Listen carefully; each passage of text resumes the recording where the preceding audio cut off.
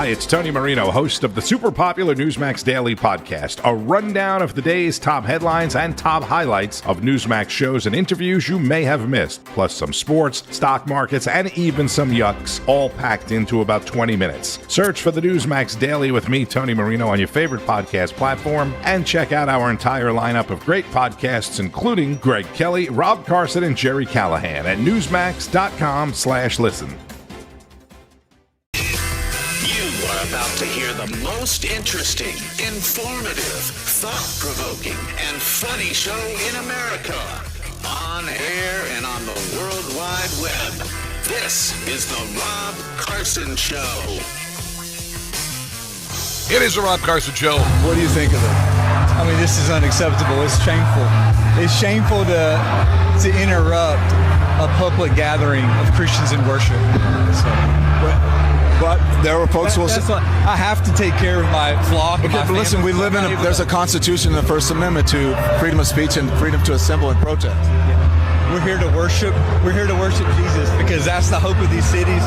That's the hope of the world is Jesus Christ. I want to be very respectful. Please don't push me, though. We're here to worship Jesus. Yes. That's why we're here. Yes. Okay, that's why we're here. Okay. That's what we're about.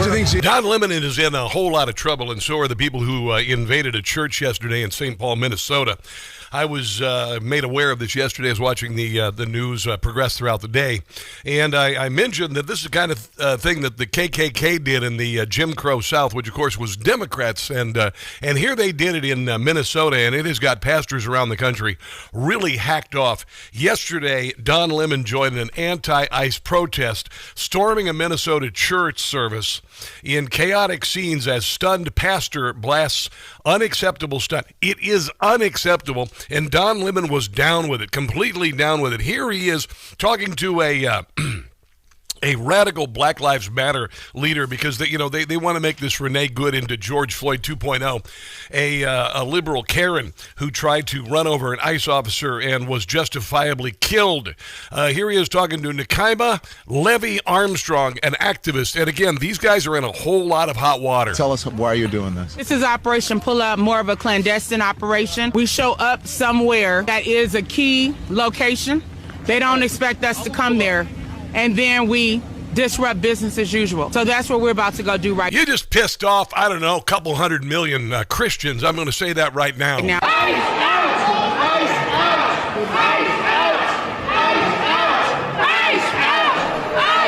There were children in the church, by the way. Demanding justice for Renee Good. I don't know if you knew this. I'll just tell you real quick here, and welcome to the show, by the way. The First Amendment also protects freedom of religion. And letting them know that this will not stand. They cannot. They went in because they heard maybe a pastor or somebody in the congregation worked for ICE. Pretend to be a house of God while harboring someone who is directing ICE agents to wreak havoc upon our You're going to go to jail. Community and who killed Renee Good, who almost killed a 6-month-old baby. Y'all about tired of this temper tantrum? Y'all ready for maybe 1,500 troops to go into Minneapolis and spank the children, spank the petulant children who've caused so much damage to our country, so much damage to Minneapolis and the idiots in charge of Minneapolis, more than willing to let it burn again. I would imagine a good share of the people who live in Minneapolis. I used to live in Minneapolis. I see these old neighborhoods I used to drive around, and I lived in South Minneapolis and uptown. And it is a crap hole. It is Mogadishu to the revenge. And then yesterday, they blew it, man. They crossed a line. They charged a congregation in a church and terrified them. They charged a congregation of Christians and they terrified them.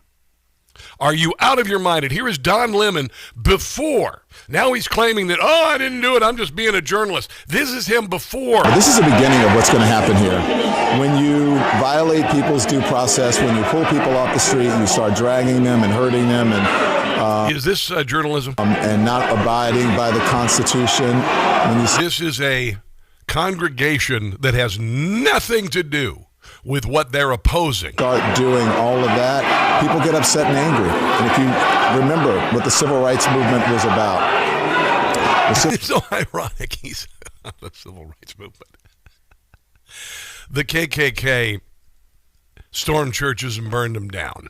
burn churches, burn crosses. They burned crosses. They were Democrats, by the way. They were all Democrats of the KKK. Nathan Bedford Forrest was a Democrat, and the Democrats, they loved their slavery. You see, they were pissed off that the Republicans kicked their butts and it made them rejoin the Union and got rid of slavery. The civil rights movement was about these very kinds of protests. And for some reason, in our modern era, people think that in order to have protests, you got to be, cordoned off to a certain area.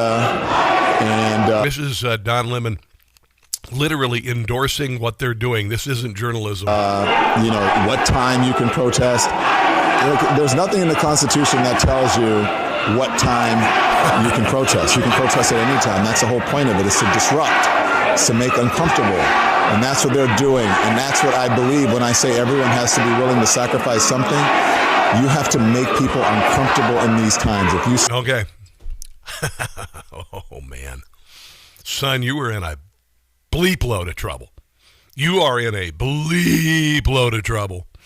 What you've done there is inexcusable. I don't care what congregation you belong to. You do not do that in a church. Unbelievable. Here is one of the many pastors in America who heard about this event and said, no mas. Today in Minneapolis, Minnesota, a group of activists led by Don Lemon stormed a Baptist church by the name of Cities Church during their worship time. They were screaming and chanting, disrupting the singing and the preaching because they suspected an ICE officer may attend the church. This is a violation of what is known as the FACE Act. Yeah. And not only do we condemn this act, but tonight I want to demand that the Department of Justice investigate what took place in Minneapolis, apprehend those who broke the law, and arrest them accordingly. We must protect religious liberty in this country. As people meet to worship God, they have been given legally the right to enter, to worship, and to leave their place of worship. The Lord Jesus said, in the world you will have tribulation, but be of good cheer, I have overcome the world. I have preached for many years that there will come a time when we'll find out who are Christians by label and by convenience, and who are Christians by conviction. And certainly we're in. That is our sanctuary. That is our peace. That is our connection. That is our place to talk to God. How dare you do this? Oh, God, you must pay for what you've done. You must pay for what you have done. Here is Don Lemon talking to congregants who just went in to pray and worship on a Sunday morning. And these jackasses are trying to force their views, which, by the way, are communist and Marxist and wrong, down the throats of congregants who have nothing to do with this. I don't necessarily agree with everything that's going on in the Twin Cities right now, but I don't think it's good to fight fire with fire. I think it's good to speak up. I think it's good to protest, but I think it's better to do it in a peaceful way. I don't think the answer is going into God's Listen to them shrieking in the background. You don't think this is peaceful? Well, it's Nobody fighting. It's trespassing. How would you feel if I went to your house and I started yelling? It depends on what I did, but not in my house. It's a whole different thing. I think these people would go inside of anybody's house. This is the house of God. Which makes it everybody's house. Yes, it is. But in a house, people don't yell at each other. Yeah, but there's a lot of yelling in my house growing up. We still loved each other. Oh, well, that's okay. Then you can go into a church and harass and terrify people. Yeah, but that doesn't necessarily mean that yelling is the answer, right? Oh, Donnie. I hope you sleep on the top bunk when you're in prison. Honestly. Here is Don Lemon denying afterwards that he had anything to do this, even though, oh, you know what I just played for you. Fake right-wing propaganda news alert from this supposed right-angle news network, that I led a protest into a church this morning in Minneapolis.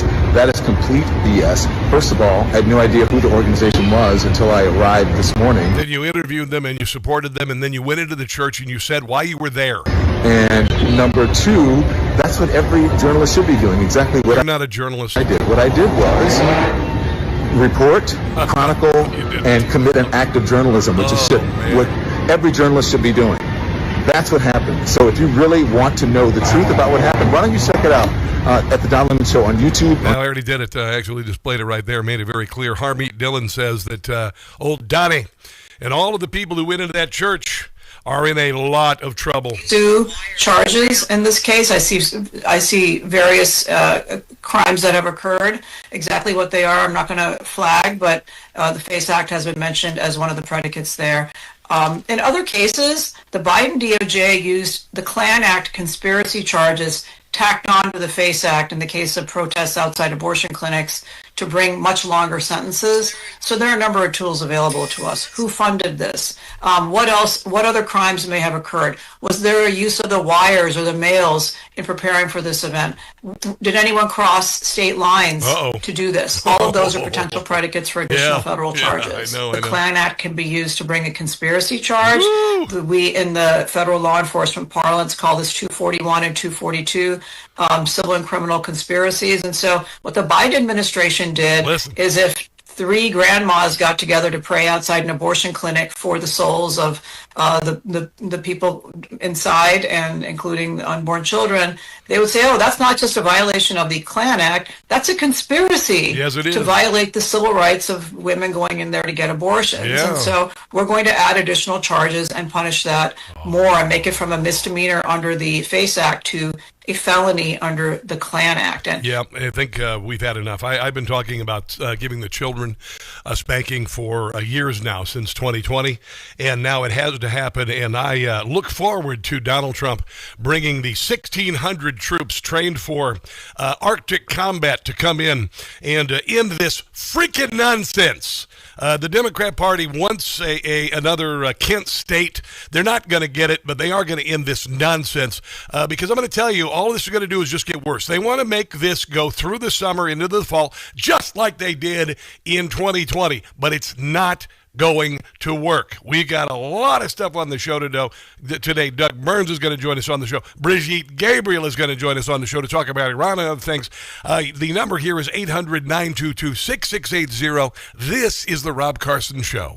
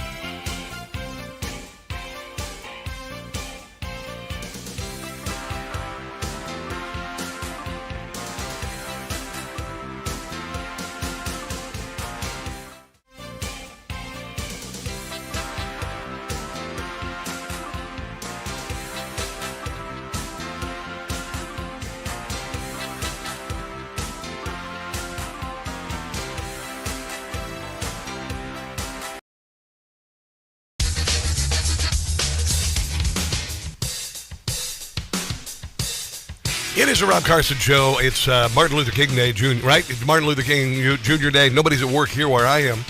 Just me. Hello. Is anyone here? I kind of like it, actually. I kind of like it. I like people, don't get me wrong, but kind of nice to have a little quiet. Capitol Hill's going to be kind of shut down today.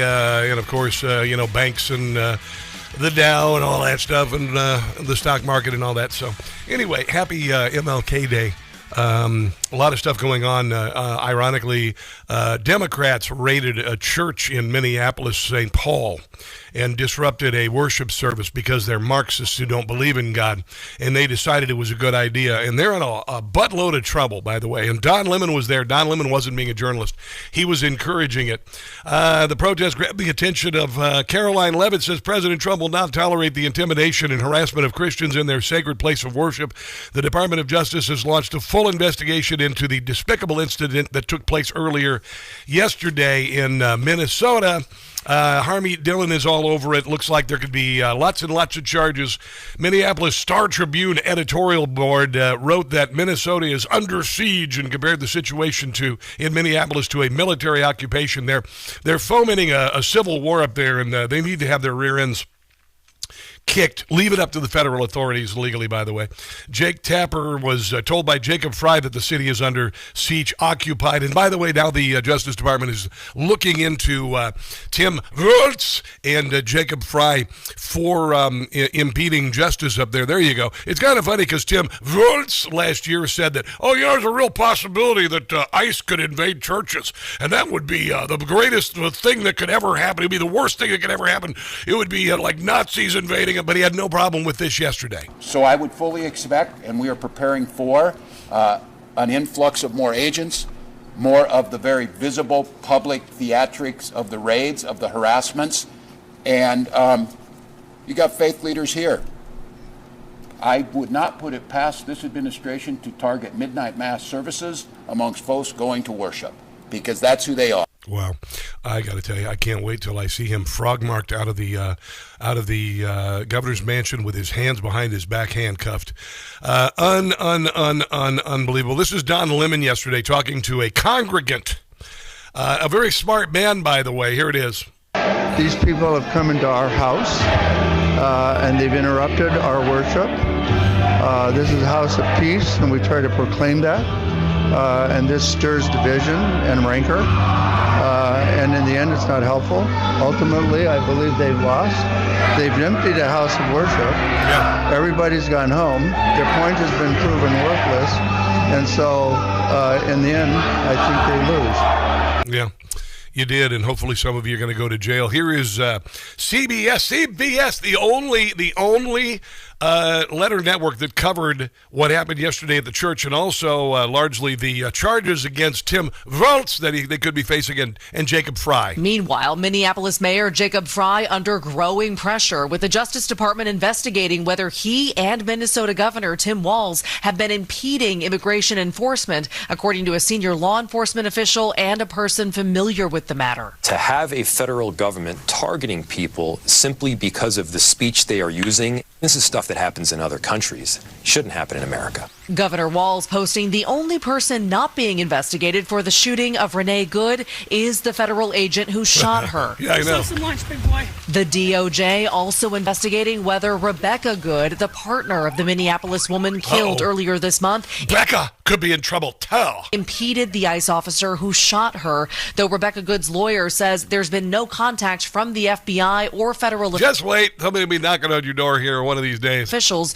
to Miss Good, indicating she is the subject of an investigation. The Deputy Attorney General asked if the DOJ is investigating the shooting itself. We don't just go out and investigate. Yeah. Every time an officer is forced to defend himself. Yeah. No, he was justified. There's no charges going to be filed, by the way. Not investigating. Better get used to it. On the ground, tensions rising. Yesterday, protesters interrupting a service at a church where they say an ICE employee serves as a pastor.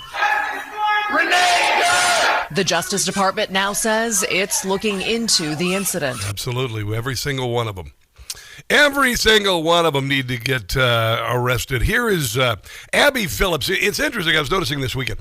How is it on CNN the dumbest person in the group gets to be the show host? That's the way it is with Abby Phillips. I mean, not exactly the brightest. And there's Scott Jennings over here rolling his eyes every time she says something because she's so ungodly wrong. You want to hear a prime example? You want to hear a great example? I'm going to play the audio of her denying that they're fomenting a civil war, and then actually hearing audio from Tim Walz actually fomenting and I guess using the Civil War in Gettysburg as an example. And look, based on their public statements, it's pretty clear that and based on the statements of officials at DOJ, it's pretty clear there is concern that these two guys have used their positions and their public statements to try to... Tim Walz and Jacob Frey. ...obstruct the execution of federal laws. Now, whether that rises to a crime, I don't know. Can you give me an example? Yeah, where's that clarity? Yeah.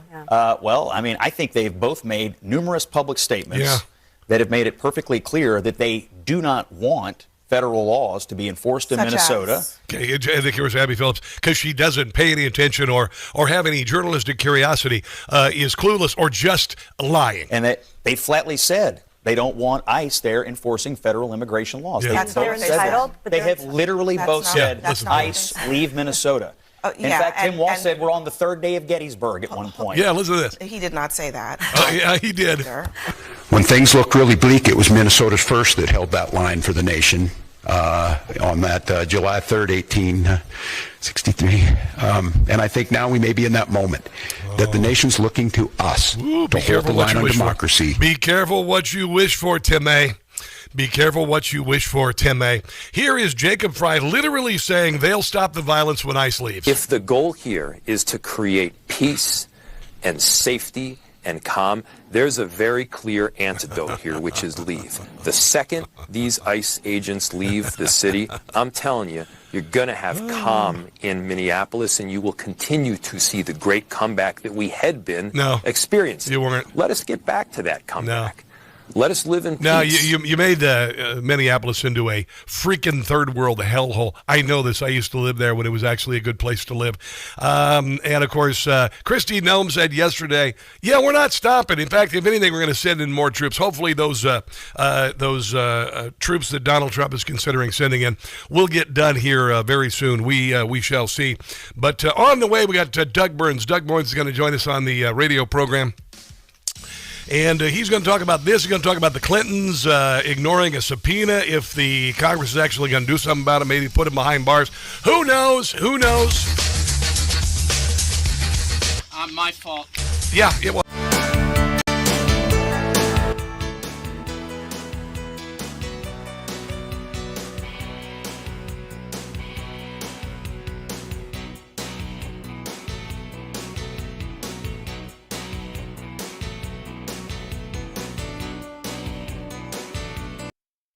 Hey guys, it's Carson for Shopify. You know, for years I have had a swag line of T-shirts with catchy phrases and whatnot, and it's just been lying there.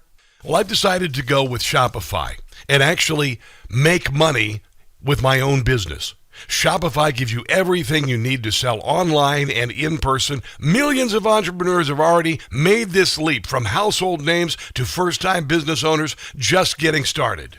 Choose from hundreds of beautiful templates you can customize to match your brand instead of just having a lousy website that nobody notices like I have been doing for years. Set up fast with Shopify's built-in AI tools that write product descriptions and headlines, create email and social campaigns that reach customers wherever they scroll. In 2026, stop waiting and start selling with Shopify. Sign up for your $1 per month trial and start selling today at shopify.com/Newsmax. Go to shopify.com/Newsmax. Make building a successful business your 2026 New Year's resolution.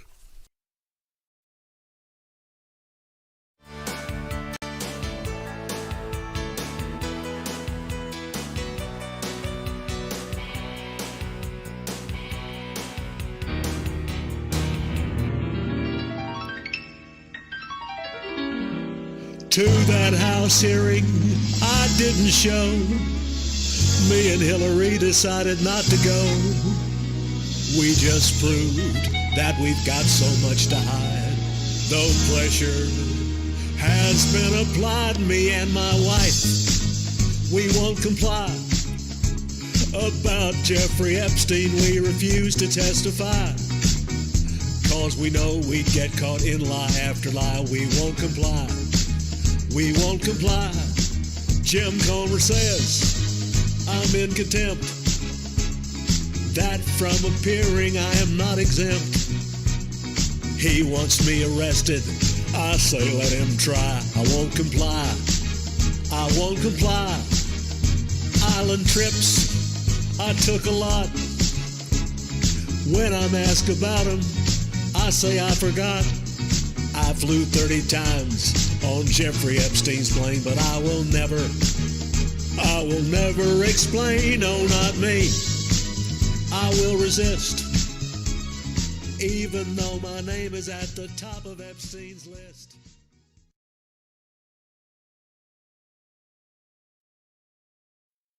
Hey guys, it's Carson for Relief Factor. You know, one of the most rewarding parts of sharing Relief Factor with you is all the real stories like Sandra's. She tells us, I'd been hearing about Relief Factor on the radio for a couple of years, finally decided to try it because nothing else has helped my back pain. With a 3-week quick start, I went for it. Now I feel like a new person. Those are Sandra's own words, and it's just so gratifying to hear. I've experienced that kind of relief myself, and knowing folks like Sandra out there are feeling better makes it all worth it. Try it for yourself with a 3-week quick start. See how Relief Factor could be a game changer too. Call 800-4RELIEF. That's 800-4RELIEF, or go to relieffactor.com. That's relieffactor.com. How will it feel to be out of pain?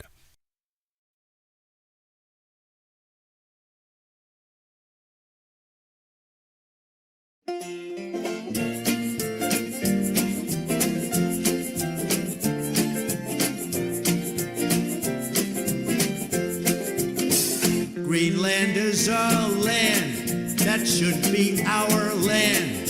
That's what I have planned. Planned for Greenland. It is strategic. It's rich in minerals. Greenland was made for you and me. I'd like to own it, but Denmark's wary. Might have to use the military. Security it would provide it. Greenland was made for you and me. Once we own it, we could rename it. Could call it Trump Land or even Don Land. It's gonna happen. For recurring service and receive $75 in free cleaning. Vapro, your home clean just how you like it. Greenland was made for you and me. Greenland was made for you and me. Is one of the predicates there. In other cases, the Biden DOJ used the Klan Act conspiracy charges tacked on to the FACE Act in the case of protests outside abortion clinics to bring much longer sentences. So there are a number of tools available to us. Who funded this? What else? What other crimes may have occurred? Was there a use of the wires or the mails in preparing for this event? Did anyone cross state lines to do this? All of those are potential predicates for additional federal charges. Now that is Harmate Dillon talking about Don Lemon and the BLM brigade, I guess, entering a church sanctuary in St. Paul, Minnesota, and terrifying the parishioners. And I immediately went, whoa, whoa, whoa, this is uncharted territory. We haven't seen this since Jim Crow and the KKK busted into churches, and they always chose to burn crosses. You ever notice that? They always turn to burn crosses, which shows they're not on the side of God. I didn't expect this to come up, knowing that Doug Burns was going to be on the show today, but it's a part of the mix today. Doug Burns, how you doing on this glorious Martin Luther King Jr. Day? Good, Rob. Thank you. So what do you think about this group of anarchists going into a church and interrupting the worship service and terrifying the parishioners yesterday? Well, it's absolutely horrific behavior, and it also implicates criminal liability for sure. There's all kinds of statutes that can be used narrowly or broadly, for this type of conduct. And then obviously you go right into the standard, shoe on the other foot formulation. Yeah. So that if this were done by, an alleged white supremacist, in a minority church, you'd have everybody on MS Now, pontificating about how this statute and the other statute clearly applies. But the simple conclusion, real simple English is, definitely criminal exposure for that type of conduct. So you've got a couple of things involved with the First Amendment. One of them is freedom of expression. The other one is freedom of religion. Right. In this case, clearly, the freedom of religion, having a sanctuary where you can worship, is not usurped by someone coming in and screaming and disrupting that service. Oh, there's no question about it. That's exactly the point, exactly what I was saying. Yeah.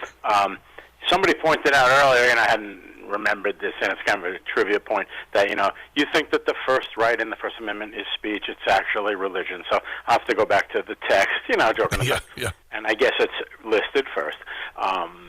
No great significance to that legally. But the fact of the matter is, that's a very, very, very important constitutional right, obviously. The free exercise of your chosen religion, free from harassment, yep. And criminal conduct, and it's disgraceful. Don Lemon is just a disgrace, and it is what it is. This is Democrat Representative Angie Craig, and I would love to know your thoughts on this. I know this is illegal. I've heard others say this illegal, but she's suggesting that Minneapolis residents call 911 on federal ICE agents. In Minnesota, we see with our own eyes, and we love our neighbors. We protect our neighbors. Rev, I was doing a number of immigrant-owned business tours yesterday across Minnesota. And one of the things that we're seeing right now is our local cities are telling business owners, if ICE comes on to this parking lot, if ICE comes in to your business, call 911. We're going to send out local police to try to de-escalate ICE. We're in a circumstance in our country. I got to tell you, that just immediately sent all sorts of red flags my direction. You cannot have local authorities law enforcement called out on federal law enforcement that have every right there to enforce federal immigration law. Well, the key is every right. So the point is, these people, interestingly enough, get some legal advice. So whether it was Mark Kelly who said, you can disregard unlawful orders, that's technically true, or the judge recently who's trying to stem ICE, and the reality is that the judge's ruling was, ICE can't interrupt lawful protests. Well, guess what, Rob? We already knew that. I already knew that as a lawyer. Okay, so they're being cute. So here, if you say, if you see ICE, with nothing more, I'm adding that. If you see ICE, that's her quote, and I'm adding with nothing more, call 911. She could probably be arrested for that. I hope so, brother. The point is, I'm sick and bloody tired. Sorry, real quick, the point is, the correct language, obviously, is if you see ICE, violating the law or violating somebody's rights. I'm very surprised that she wasn't intelligent enough to give that formulation. If you see ICE with nothing more, call 911. That's disgraceful. Well, generally the sign of a lack of intelligence is a D in front of your name there. Yeah. D is for dumb. D is for Democrat. Yeah. All right, so what about this Insurrection Act, the possibility Donald Trump sending in troops? Apparently 1,500 troops have been asked to stand by in case they need to be sent in, because this clearly is not a peaceful protest. It is a disruption of federal law enforcement. Tell me a little bit about that. What do you think? Of course. Well, it's all characterizations as usual. So in other words, if you can characterize it correctly, in my view, on many levels, characterize it as some type of armed rebellion or some type of insurrection, hang an immediate footnote to the way they defined insurrection, vis-a-vis January 6th. Yes. Again, the amnesia is just breathtaking, but the point is, if it's an armed rebellion or some type of insurrection, then the president can use the military. Now, of course, the left jumps right in. They heard this little dopey phrase, the posse comitatus act, so like little Mattel wind-up dolls, they repeat it. But the posse comitatus act, joking aside, says that you can't use the military for domestic law enforcement. But the point is, you've heard me explain a million times on your show and elsewhere, that if, on the other hand, you're protecting federal assets, protecting federal buildings, protecting federal personnel, then that's not local enforcement. So the bottom line conclusion, in my view, quickly, is Trump technically does have the authority to do it. I don't think he will in this instance, though. I don't think it'll necessarily be necessary. All right, well, we will see. Also, the DOJ investigating Tim Walz and Minneapolis Mayor Jacob Frey over conspiracy to impede immigration agents. And if you've heard what they say, if you've heard what they've encouraged, I would say that there's a real good chance that there is evidence that they are doing such a thing. Oh, I couldn't agree more. I mean, the point is they're treading on very thin ice. There's a continuum, as we've discussed so many times, and I'm glad we did, because for the listeners it's important. The continuum, very simple, is that on the left, which is in the good zone, okay, you may not necessarily have to cooperate with federal law enforcement. That's fine. But on the right of the continuum is you're impeding, you're interfering, you're blocking them. Comes to mind the judge in Massachusetts, the judge in Wisconsin. They're letting defendants walk out the back door when ICE is there to effectuate an arrest. So the point is, when these guys engage in the type of rhetoric that they've been engaging in, they are getting perilously close to that right side of the continuum I'm laying out, and they should be very careful. And then comes the other bad news for them, which is the old, you created the new rules, so you better be prepared on some level, at least, to be living by them. And the new rules are, the laws of conspiracy and aiding and abetting. I was telling my wife, it's amazing. For the armchair researchers, 18 United States Code Section 2. When we see that in an indictment, you won't believe this, you're going to hear a jury instruction. Ladies and gentlemen, even if you find that this defendant didn't commit the crime, if you find that he assisted the others in their commission, he is guilty as a principal, as though he did it himself. You know how tough it is as defense counsel to sit through that? So the point is, if you want to push envelopes, as they did on steroids times 10 against Trump with their whole lawfare scenario, you have conspiracy laws. Okay, real quick, conspiracy is an agreement to do a crime, and somebody takes one step toward it. Yes. Even if the crime is not committed, you're guilty of conspiracy. Yes. I love it when you cite statutes and back them up. I swear to God, Doug, that is the best stuff ever, man. Thank you. No, I know you love statutes, and I know you're going to go start looking up 18 U.S.C. Section 2. No, man, I don't need to, because you said you got the last word, brother. I don't need to second guess you. I want to cover Clinton's and not showing up, not honoring the subpoena to appear on the other side of the break. Let's take a break and come back more with Doug Burns after this on the Rob Carson Show.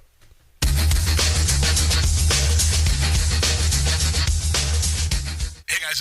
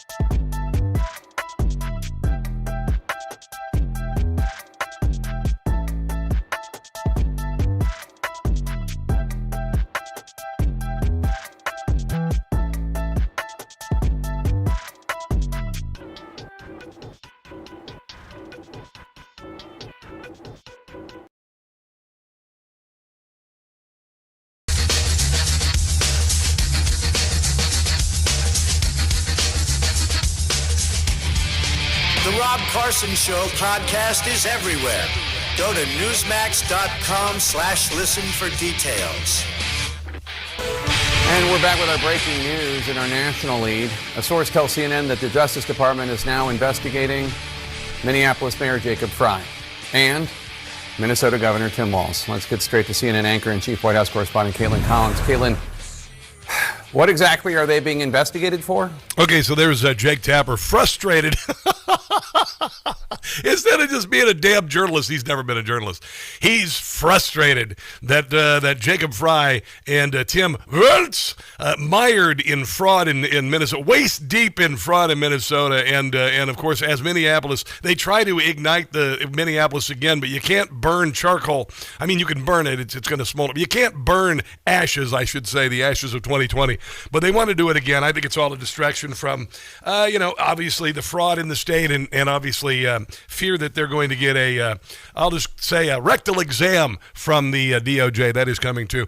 That's a good way to start the break, isn't it, Doug Burns? Well, Jake, they're investigating whether or not they interfered with federal law enforcement. Any other questions, Jake? Yeah, if you're frustrated because they're on your team, then, sorry, you're not a friggin' journalist. Honestly, just ridiculous. So Jonathan Turley says the Clintons dare the House to hold them in criminal contempt. Will it work? There was a time when subpoenas were viewed as more than discretionary matters. Counsel had insisted that the testimony is unnecessary and a distraction. However, that is not ground that any court would view as justification for knowingly and repeatedly ignoring a issued subpoena. President Joe Biden maintained that defying subpoenas cannot be tolerated. When the subpoenas were issued to Republicans during the House January the 6th investigation, Biden declared, "I hope that the committee goes after them and holds them accountable criminally." Of course, we know Steve Bannon and Peter Navarro ended up going to jail for that. 2021, Hillary Clinton mocked Bannon's indictment for contempt of Congress by saying she had planned a restful weekend as he prepared for possible conviction. Oh, I would just love to see them spend a little time in prison. I'm not holding my breath on this one, Doug. What are your thoughts on this?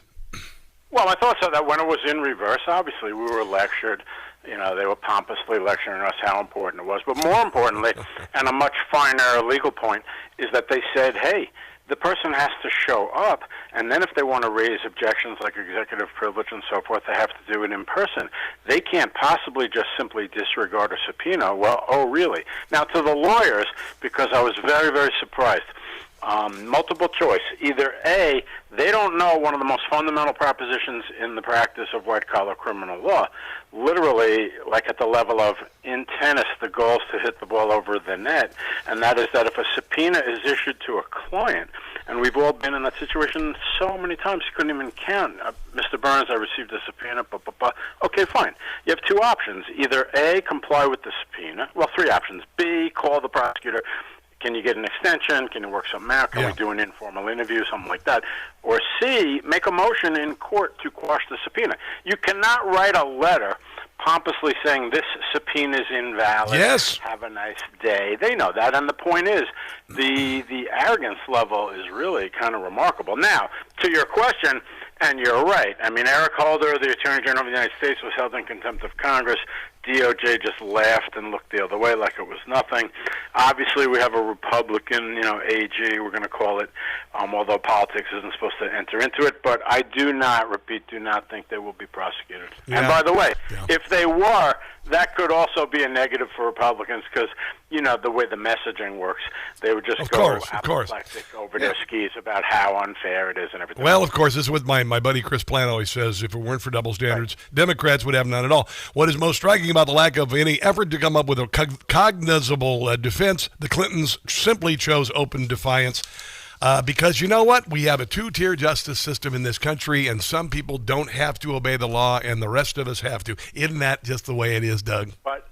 But I don't understand how they get away with the double standards, though. So, in other words, I watched all these pundits on MS Now.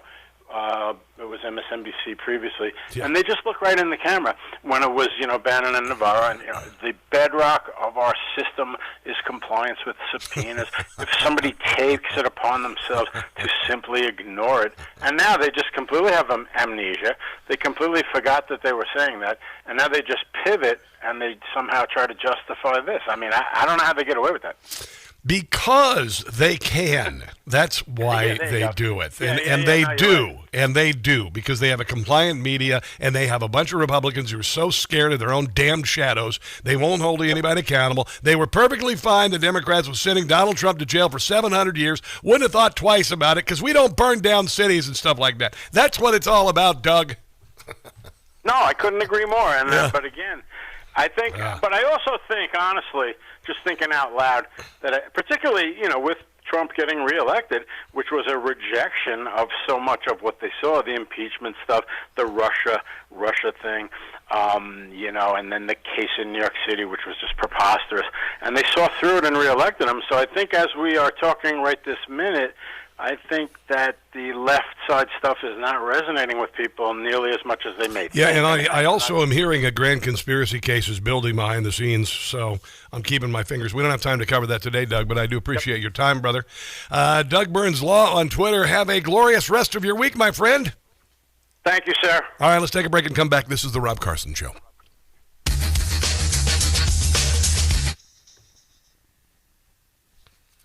Hello, streamers. How are you today? Looks like you guys are quite busy today. I had a very wonderful weekend. I went and did an event in, it was what they call it officially, America First Fest. And we had tickets for 100 available. We sold the thing out. I didn't sell it. I wouldn't make any money. But I spoke to a whole lot of my fans in the Baltimore area, in Dundalk, which is my peeps, man, Walmart shoppers, hardworking individuals who live in row houses, and it's pretty cool. I really enjoyed the conversation, the inspirational stories from moms who had their daughters either raped and murdered by illegals or poisoned by fentanyl. It was just an amazing event. Then I went to a Legion Hall afterwards, and I sang karaoke. I wasn't drunk. I know I don't drink, but I sang karaoke, and I did a song that I hadn't heard in a very long time. But I wanted to do it because I was in a Legion Hall. I thought it would be a really good song. I'll tell you what it is coming up here in the break. It's pretty fun though. Pretty fun. Hold on, I'm gonna open this here. Oh yes. So anyway, good to see you guys. Did you watch some football this weekend? I did. I was disappointed the Bears lost. The Rams. The Rams. Hello, Gary McGovern. What up, Balmer? Be careful. I know where to be careful. America Marcy, hello. Good to see you there. Over on the Rumbly Roo, Rounded Pony, Sport Tech, and Mickey 125. The wind is just howling. Yeah, it's going to be pretty cold here tomorrow. Highs in the 30s. Wind chills below zero. I freaking hate winter. I'm so tired of winter. Terry Davis, you look great today, Rob, as usual. Well, I'm losing weight. I cheated this weekend, but I'm back on track. Oh, here we go.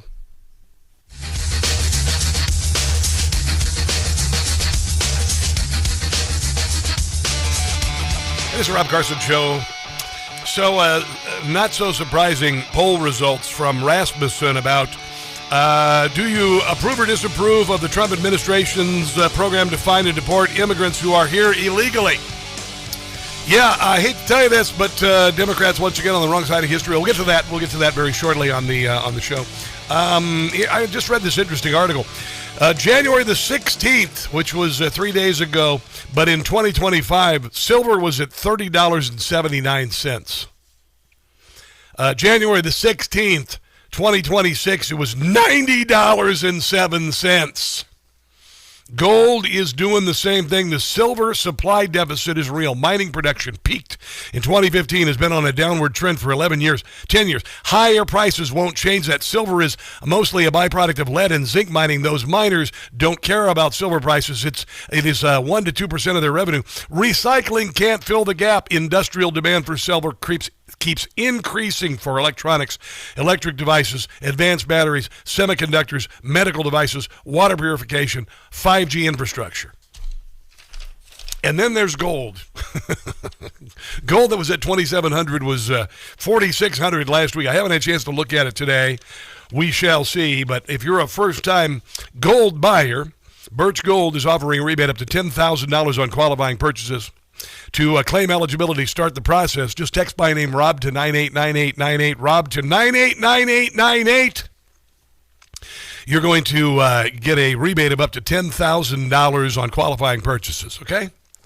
So roll that IRA and 401k into an IRA in gold. You may be eligible for a rebate up to $10,000. That ends at the end of the month, and it's already the 19th, for goodness sake. So text Rob to 989898. Rob to 989898. Rasmussen report. Do you approve of Donald Trump's finding and deporting illegals? Approve. All voters, 62%. All men, 59%. All women, or all men, 65%. All women, 59%. 18 to 39-year-olds, 57%. 40 to 54, 59%. White people, 60%. Black people, 59%. Hispanics, are you ready? 63%. Other, 74%. Maybe that's a non-binary people. I don't even know. Democrats, 42%. 42% of Democrats say that finding and deporting immigrants who are here illegally is cool. Independent, 64%. And the GOP, the GOP, as it were, 80%. Americans love it. Democrats are on the wrong side of history, and they're going to be in a whole lot of trouble should Donald Trump decide to invoke the Insurrection Act in the state of Minnesota. We got much more on this. Tim Vuntz and Jacob Fry in all sorts of trouble. House and the feds are trying to unravel the mystery of the squad's Ilhan Omar being so rich, she's in seriously hot agua. Among other things, in hour number 2 of the Rob Carson Show. If I were you, I wouldn't go anywhere.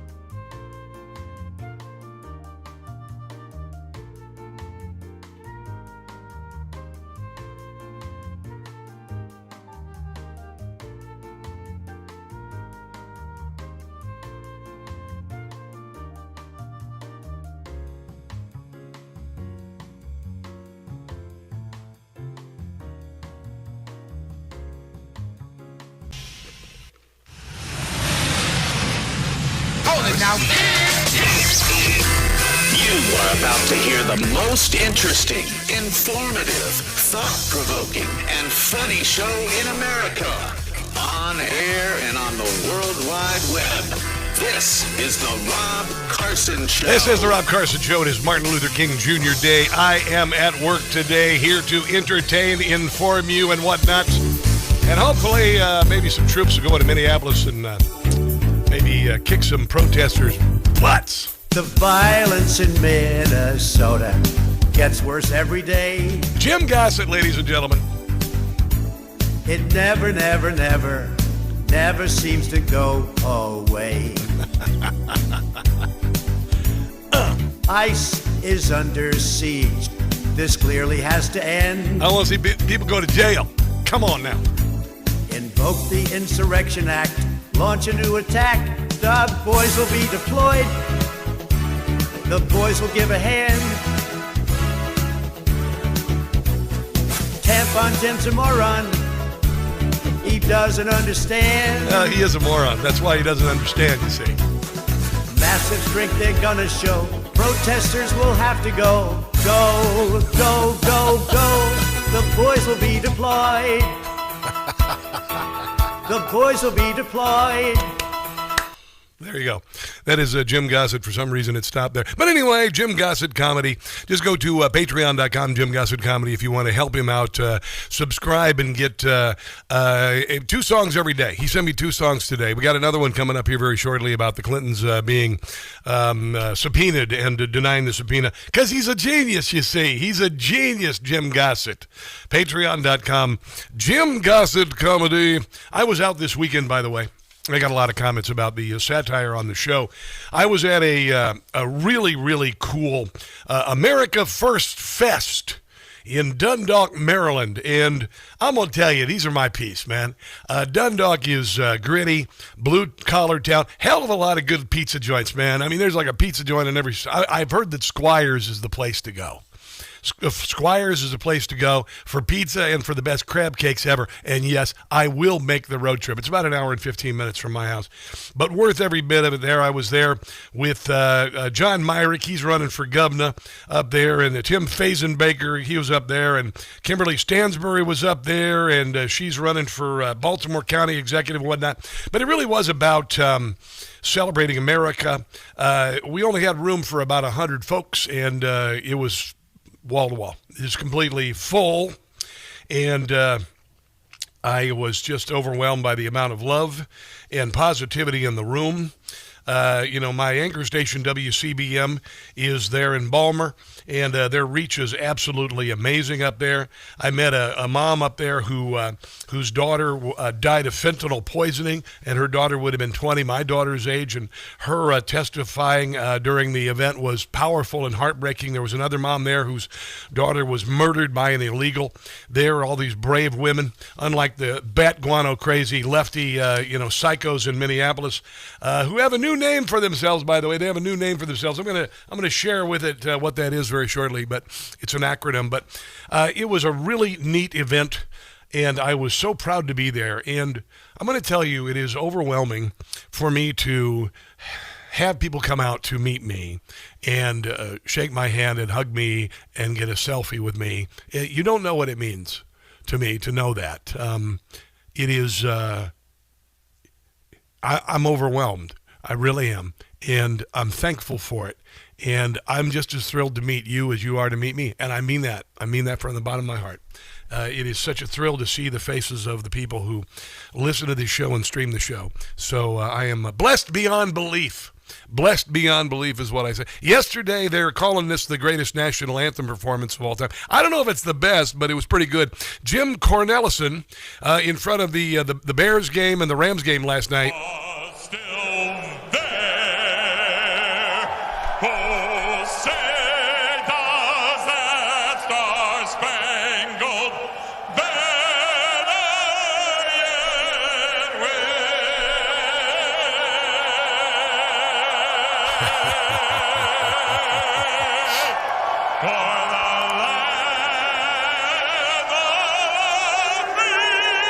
Listen to that crowd. Listen to that crowd.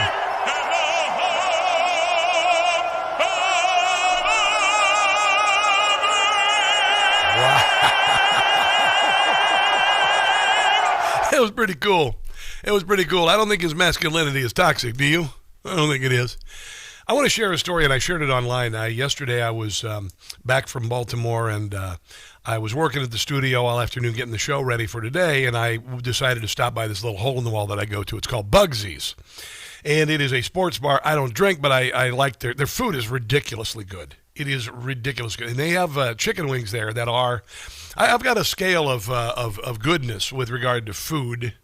There's good, there's great, and then there's something that is so extraordinarily good and uniquely delicious that it's a gift from God, all right? There are entire categories of food that are a gift from God. Pasta is a gift from God.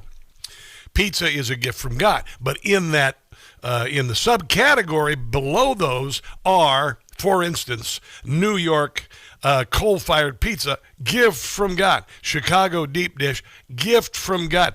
Detroit, gift from God. See what I mean? Lasagna, gift from God. There's no doubt. Bagels are a gift from God. New York bagels with schmear and lox and capers and red onion, gift from God. The chicken wings at Bugsy's, gift from God. So I just wanted chicken wings. That's all I wanted. There was a parking space on the street, and I said, oh, dang it. Dang it. And I swear to God, Buck, my Bronco, parked the truck for it. He parked himself so I could, because I didn't want those wings. So I go into Bugsy's, and my mouth is watering, and I order these wings, and they bring out the wings, and it just so happens that it's just right at the beginning of the Pats game with the Texans. Of course, the Pats won. There's a whole bunch of Pats fans in there, you know, and because I'm on the East Coast. And something happened yesterday that just took my breath away in a good way. The national anthem started. Everyone in the bar stopped. The bartenders, the waitstaff, stopped, put their hands down, clasped together, and showed reverence for the national anthem. I've never been in a pub or a restaurant where everything stopped. There was silence. There was a couple little giggles behind me, so I went shh, like that. But it was silent reverence. And then after it got done, the place went nuts. The place went nuts. And then, of course, they flew a Coast Guard helicopter on because they got a pretty low ceiling because it was cloudy. But they flew a Coast Guard helicopter over the stadium. It was something else, guys. And I'm telling you, the left doesn't know what they're about to get coming up in these midterms. They're convinced that their caterwauling and their temper tantrums and their bull crap are going to win. They're convinced that they're siding against law enforcement, ICE officers, and going after them and abusing them and interrupting them. They think that's going to work for them. They are very, very, very wrong. Very, very, very wrong. Here's Marge Brennan yesterday. Oh, Marge Brennan. She was talking with Kristi Noem, and she says, America's not behind the ICE. Yes, 54% of Americans think the ICE agent shooting of Renee Good was not justified. 60% say the Trump administration responded to the ICE agent's actions unfairly. These numbers show you... Is this a CBS poll, a CBS poll? ...do not have the American public on your side. I got my side. Does that concern you? Here we go, listen. Well, the facts are that this individual weaponized her car and threatened the life of the law enforcement officer and those around him. And that is what the media needs to cover. People understand is the truth when they have the chance to hear the facts around the case. That's true. And this individual was impeding law enforcement operations for quite some time before this incident happened. It's a tragedy that this situation... We're getting kind of tired of your crap, lefties. ...has happened in this country. And we hope there's never... What are you going to do about it? ...another situation like this before. But this officer relied on his training... That's true. ...to defend his life. He did. And to defend those around him. And we're grateful that we're in a situation where we hope that more people don't weaponize their vehicles and do stupid crap like that. We're seeing it happen over and over again. We've seen over 100 different vehicle weaponized and attacking law enforcement officers. I would hope that Mayor Fry, when he's on here, that he'll announce that he's going to start working with us to bring safety. No, of course he didn't do that. He didn't do that. By the way, the DOJ is launching a criminal investigation into Renee Good's widow for allegedly her role in the ICE self-defense shooting. Yeah. NBC reported on Saturday the Department of Justice is going after her because she helped to actually tell her SIG to drive, baby, drive, yelling because she's a bat guano crazy lefty Karen from Minnesota. And we're seeing this all over the country, these radicalized nutbags. They also all call them nutbags in Minnesota and around the country. And I got this article. Let me find it here real quick. There's a new name for Karen, by the way. I've got it. Let's see. I'll find it. It is really very good. I'll get to. Hold it. Here it is. This is a New York Times piece. Of course, it was skewed in the wrong direction. After the Renee Good killing, derisive term for white women spreads on the far right. Awful, or affluent white female urban liberal is awful, is what they call him. And of course, the Clyde McCready, who's a soy boy writing for the New York Times, was all butthurt about it. This is it. It's awful, affluent white female urban liberal is what they're calling Karen now. And I'm down with it 100% because Renee Good and her partner brought them on themselves. They thought they'd talk tough. They thought they'd be the Chihuahua on the other side of the fence from the pit bull, and the fence got dropped, and she got bit, and it's going to happen again and again and again, and it's not the fault of the officer. It's the fault of the idiot who decided to poke the pit bull with a stick. Let's take a break and come back. This is the Rob Carson Show.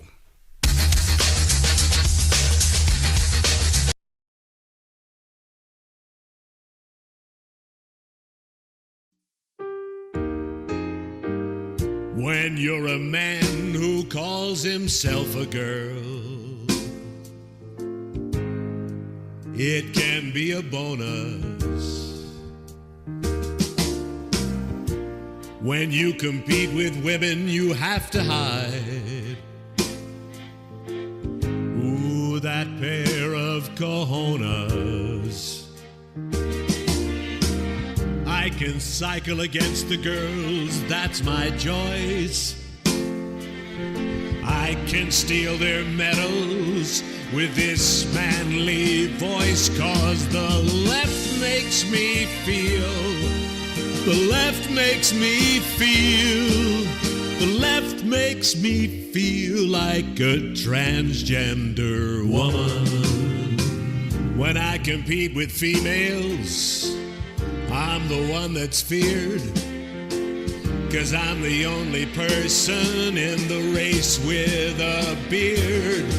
But somehow I feel the left makes me feel, they make me feel like a transgender woman.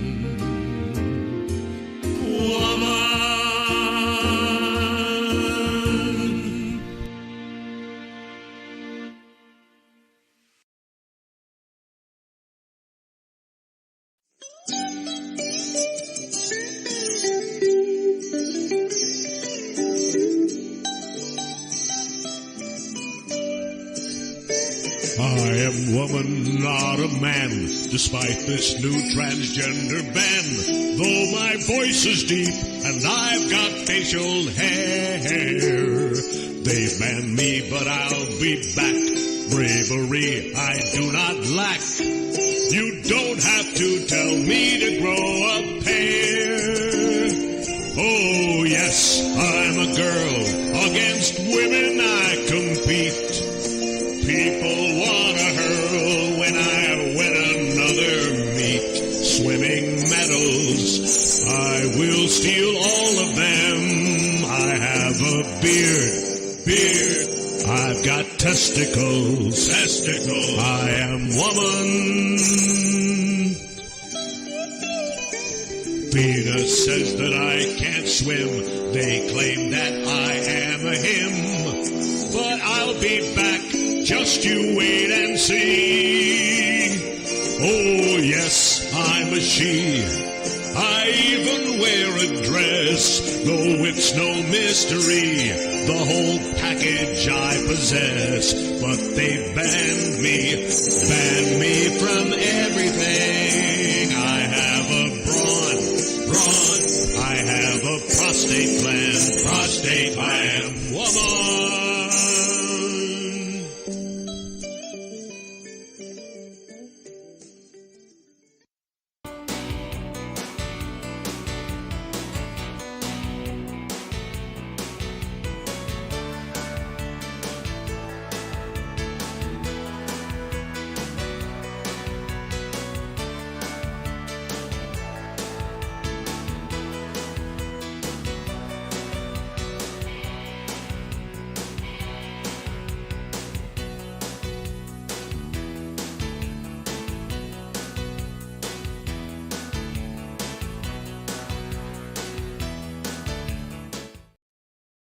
In talk. They're the size of turkey legs.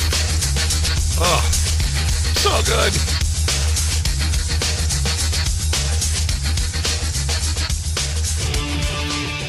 Of important points, though. Number one, Republicans remain very strongly supportive of this program, and Republicans stand out by saying they think the protesters against ICE operations have gone too far. So there's that dynamic, too. Yeah, don't believe the liberal media.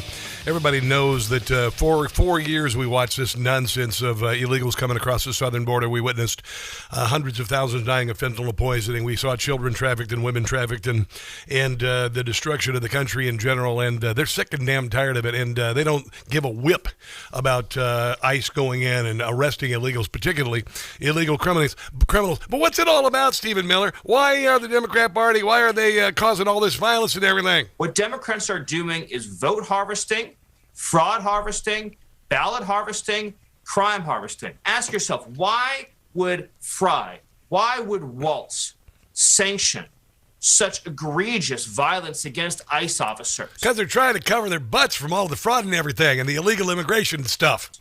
Because they understand that this scheme, this mass migration scheme, is the heart of the Democratic Party's political power. Yeah. It is their plan for power today and long into the future. So they know that if this administration of President Trump is successful in reversing this invasion, it will deal a generational blow to Democrat political power. Yeah. Well, before I let you go. Yeah, the Democrat Party is evil. They don't get elected. They just steal elections. That's what they do. And then they brought in people to replace people, but there's white replacement. No, it's all of us replacement. Every single illegal is given a Social Security card and allowed to vote, steals your vote. I don't care you're black, white, purple, or whatever the hell color you are. That's what this is all about. That's what this is all about. Here's Harmeet Dillon talking about what Democrats do with regard to illegals. Some of the arguments we've heard, Casey, include, because see, she's asking to clean up the voter rolls. And so she wants to know who's on the voter rolls because, in states like California, it's obvious a lot of illegals are voting. Yeah, they are. They're voting in California. Some of the arguments we've heard, Casey, include, why are you asking for the Social Security number? That's top secret information. The federal government issues a Social Security number. Yeah, every time I fill out some sort of application for a credit card or something, they ask for my Social Security number. It is not top secret information from us, and we are going to either get these voluntarily or sue. So now we've got about a dozen or 13 states that are either in the process of complying with us or they've already complied with us. Yeah. We have a few more who are considering what they're going to do. There may be pending litigation already to stop them from giving us the voter rolls. And they're also refusing to give up, the people who are on food stamps because they've been robbing us blind. They've been robbing us blind in loading up illegals with all sorts of largesse to ensure their votes. That's just basically it. Honestly, duh. This is Matt Taibbi talking to Tom Basile this weekend on Newsmax, awesome Newsmax, about deportations. I'm pro-deportation. Deportation, very popular when Democrats are in office. Not so much Donald Trump. Donald Trump exclusively, by the way. This is very strange to me. I mean, I wrote a book and significantly covered the immigration question back in the Obama years. And so many of the practices that I now hear being described as unprecedented are things that we knew were common 10 or 15 years ago. Things like people being pulled off the streets and never seeing their families again, stopping cars to check people's immigration status. That was going on in Los Angeles. That was going on in Georgia. It was going on all over the country. And there were record numbers of people being deported at a time when it was popular. You see, they need them now if they want them in the midterms. That's the truth.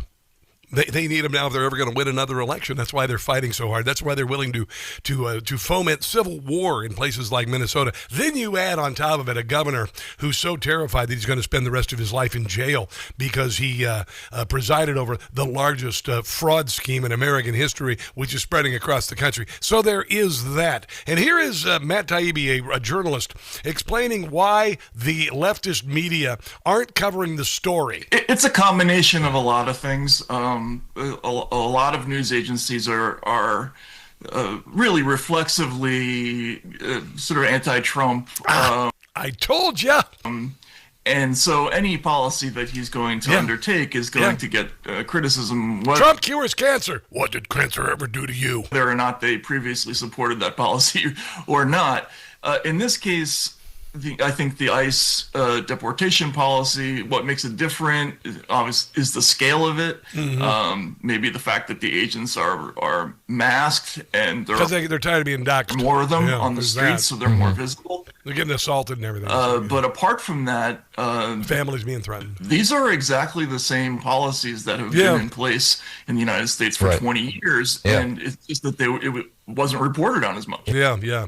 And this is why so many people are leaving the traditional media. Undoubtedly, the conventional legacy media has lost a lot of confidence. Yeah.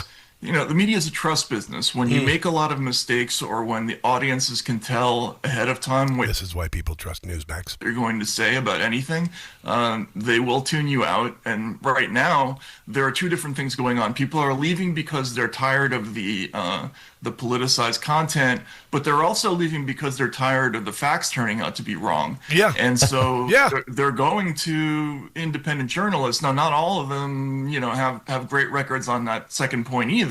Right. But they're at least independent. And absolutely 100%. And why will this bullcrap in Minneapolis not catch fire like George Floyd? I think the summer of 2020 was the high point of the conventional kind of legacy media's ability to completely dominate the discourse around the country. Yep. Now there's some hesitation. You see that there are people who want to make Renee Good, a quasi-religious figure in the same way that George Floyd was in 2020. Yeah.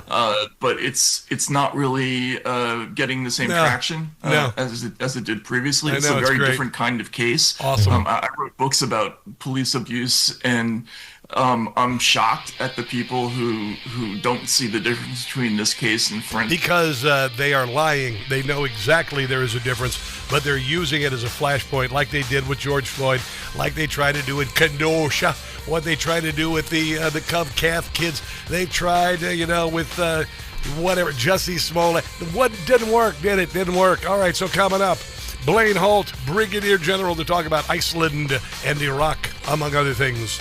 Don't go anywhere.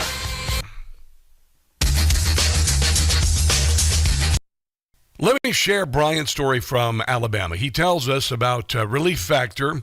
Trying it for just 3 weeks, at least 90% of my pain was gone. My pain had started to limit me at work and at home, and I'm amazed at the relief I've gotten. Those are Brian's own words, and they speak volumes about what Relief Factor can do. I've seen that kind of transformation myself, and hearing Brian's experience just reinforces why I'm so passionate about sharing this with you all. Don't wait. If you're dealing with daily pain, launch your 3-week quick start and see what Relief Factor can do for you. Call 800-4RELIEF. That's 800-4RELIEF, or go to relieffactor.com. That's relieffactor.com. How will it feel to be out of pain?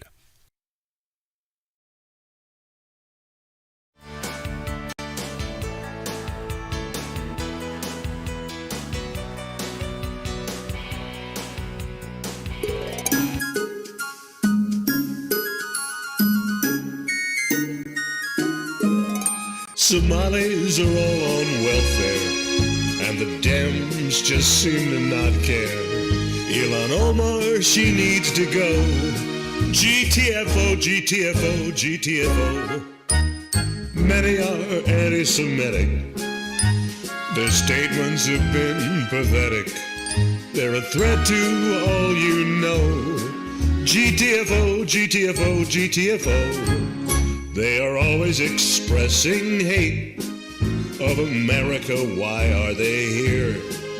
Must abort before it's too late. Talk about holiday cheer. Our language, they will not learn it. Own money, refuse to earn it. They are gaming the system so. GTFO, GTFO, GTFO.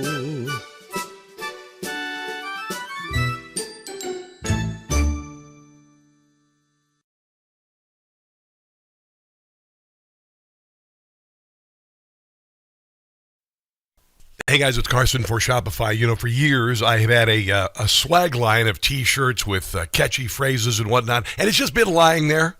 Well, I've decided to go with Shopify and actually make money with my own business. Shopify gives you everything you need to sell online and in person. Millions of entrepreneurs have already made this leap, from household names to first-time business owners just getting started. Choose from hundreds of beautiful templates you can customize to match your brand instead of just having a lousy website that nobody notices like I have been doing for years. Set up fast with Shopify's built-in AI tools that write product descriptions and headlines, create email and social campaigns that reach customers wherever they scroll. In 2026, stop waiting and start selling with Shopify. Sign up for your $1 per month trial and start selling today at shopify.com/Newsmax. Go to shopify.com/Newsmax. Make building a successful business your 2026 New Year's resolution.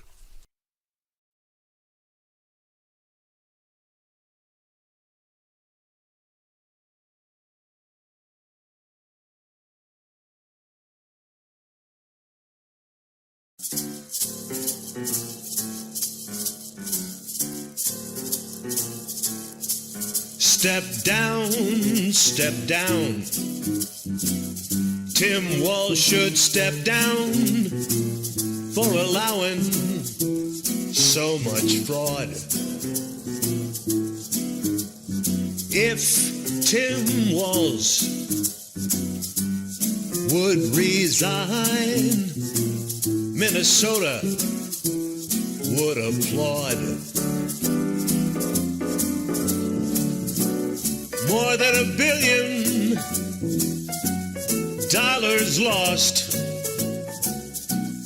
lost to fraud, a tremendous cost.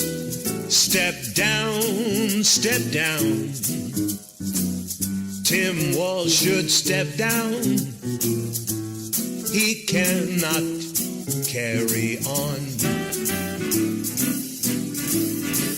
Step down, step down. Do it today. Tim Walz, you need to go.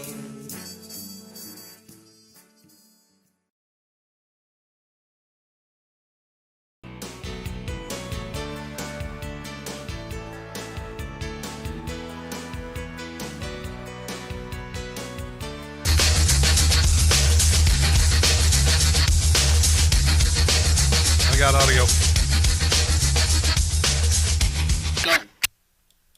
Greenland is essential for America's national security. The new domain of international competition is going to be polar competition. That is where more and more as opposed to bipolar competition, which happens in the Democrat Party. Resources are being spent by our nation's adversaries and rivals. Is the ability to control movement, navigation, lanes of travel in the polar and Arctic regions. Greenland is 25% larger than Alaska. Greenland is the size of 1/4 of the continental United States. With respect to Denmark, Denmark is a tiny country with a tiny economy and a tiny military. They cannot defend Greenland. They cannot control the territory of Greenland.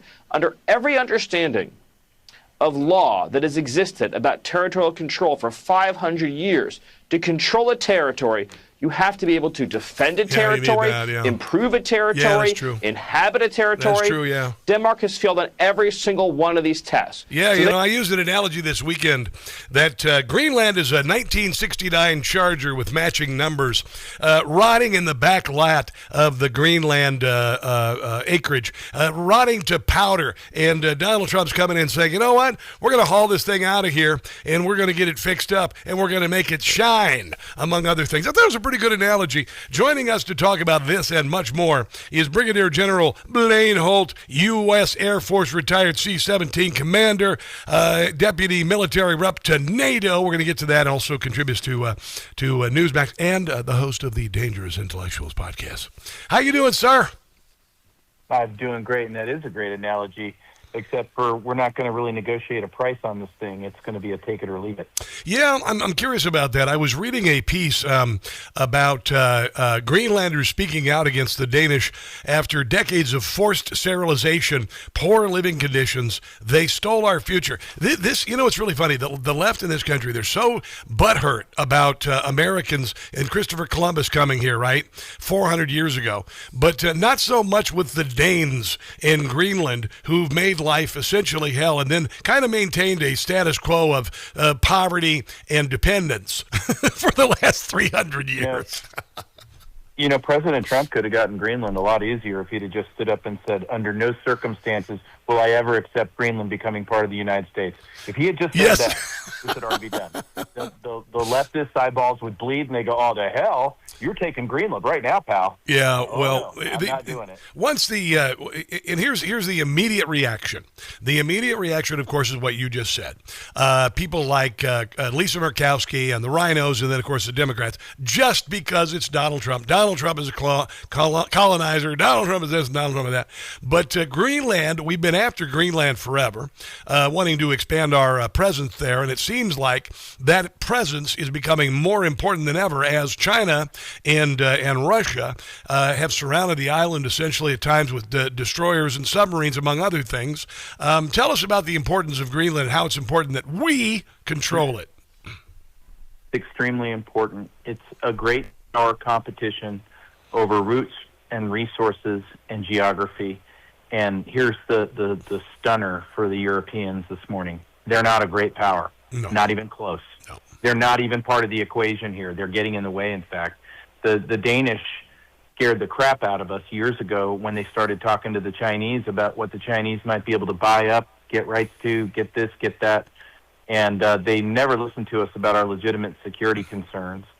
At the least, you could see President Trump shooting really high, saying, they're the 51st state, they're coming in, and it getting watered down to NATO and 32 countries have to put a vibrant military base there forever because the Russians and the Chinese that have icebreakers, NATO doesn't, are essentially looking to tee us up. Wait, let me put the cherry on the cake. Yes. The cherry on the cake is that in an age of hypersonics, missiles that have nuclear weapons on them, our effective warning time would be minutes, mere minutes, to decide if it's Armageddon or not. And so we're not going to live in that world.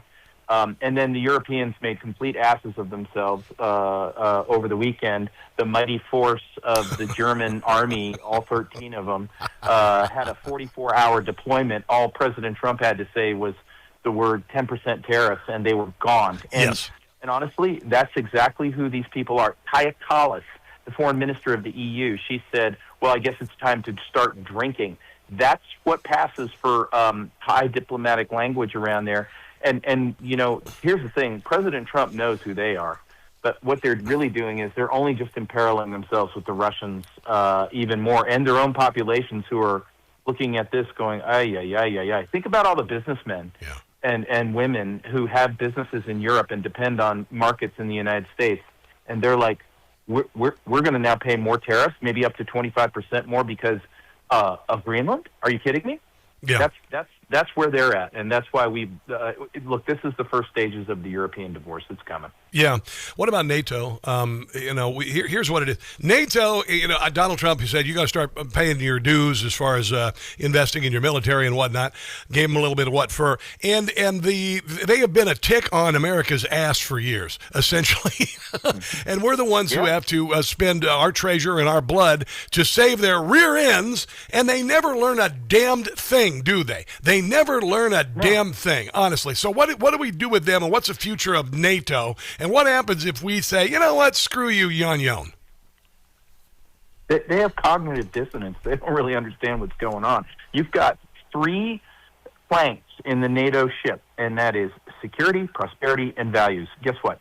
They've destroyed all 3. Yeah. They've destroyed their security because they gave all the weapons to Ukraine. They've destroyed their prosperity because they deindustrialized at the altar of climate change and this war.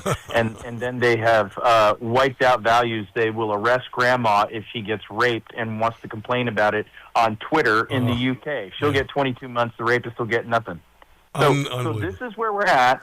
And NATO, when they stand up, which they bombastically did over the weekend and hoisted their fists at us and said, how dare you?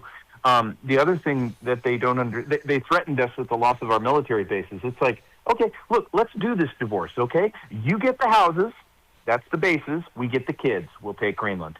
And good luck, because that bear over there in the forest, that's a bomber. Yeah. It's ridiculous. Also, I might mention how important the Golden Dome is. This is remember, I never understood when Ronald Reagan was the president. Democrats it was kind of a kind of a preview of Trump derangement syndrome.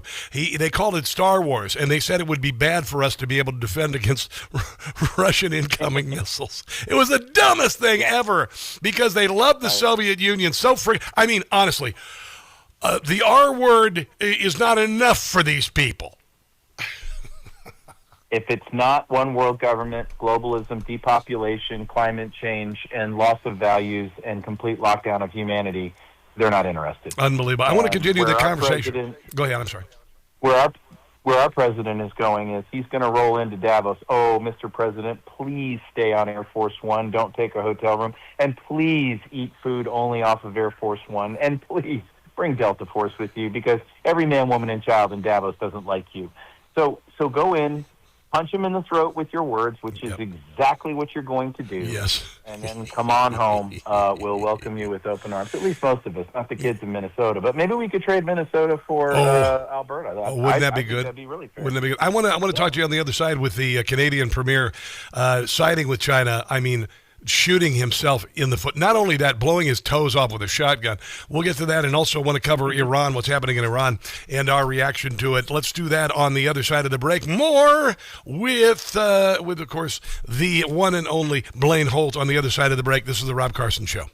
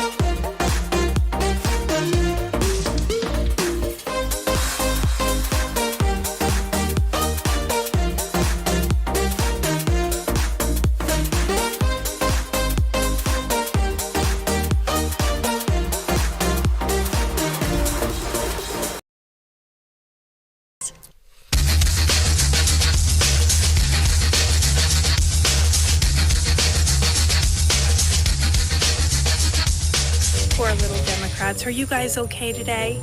I came in to check on you. Every time Trump does something good, you guys spaz out. Would you guys shut up and let him work? There are over 1 million Iranians that are showing unbelievable courage, standing up against this tyrannical regime. And I got to say, President Trump, I think, has been very strong in telling the regime, number one, we stand with the people. Do not target, do not murder the protesters. Telling the protesters, America stands with you. And I got to say, just in the last 2 days, a really important step occurred where President Trump came out unequivocally and said, it is time for new leadership in Iran. It is time for the Ayatollah Khamenei, his religious dictatorship, to end. I think that's massively important. Well, look, I think the U.S. should be taking every step possible to end this regime. The Ayatollah Khamenei hates America. He regularly leads massive mobs chanting death to America. In fact, every year in Iran, they celebrate as a holiday Death to America Day. It's the anniversary of the Iranian Revolution and taking over the U.S. Embassy in 1979. A bombing strike, and I have every belief that if the Ayatollah engages in mass murder against the protesters, that President Trump will order direct military responses. Yeah, I think, and this is my personal theory, I'm not an expert like Blaine Holt, Brigadier General or anything, but I have a feeling that Donald Trump used words to stop the massacre so he could put troops and resources at the ready for a kinetic strike. Am I way off base here, General? No, I think you're pretty good. Okay. Look, we cocked a pistol.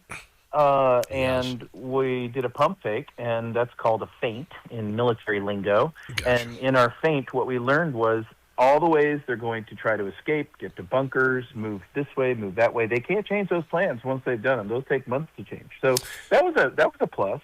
The other thing is they're trying to look strong in front of their people, so they're admitting killing people. Over the weekend they did that, and then they threatened to test missiles that could hit us. I just think it's extremely impressive that you found a Republican elected official that said something nice about our president. I am certain that Senator Cruz is sitting in Leader Thune's office today in some corner filling out 100 times on a piece of paper, I will not be nice to Trump, I will not be nice to Trump, I will not be nice to Trump. But nice of him to do that. Well, we waited 47 damn years for this nonsense, the Ayatollah. And I said this when we bombed the nuclear facilities. 47, yeah. 47, I know, right? 47. 40. I caught that last week, bro. 47. You tell me this isn't serendipity. You tell me what we're living right now isn't serendipity. You're full of crap, man, because it's 250th anniversary of America, too, by the way. There's a lot of stuff coming together. Woo, there's a lot of stuff coming together. But back to the Ayatollah. They have wreaked havoc on the world. I remember the Marine barracks bombing when I was in high school on my birthday.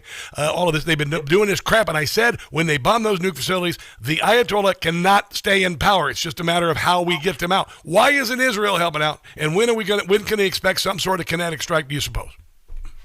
Well, this is I hate to use a cliche, but this is the art of the deal. President Trump, while the Abraham Lincoln and the H.W. Bush are getting into strike positions, President Trump is getting working Israeli politics just right to get everybody in alignment about the orchestration. So here's what you want to see. What you want to see, and what I would advise the president at least, is you want to do things in such a surgical way that tips the scales in the advantage to the Iranian people, but you want to push them out and in the lead as much as humanly possible while extirpating this evil, dark force in their country.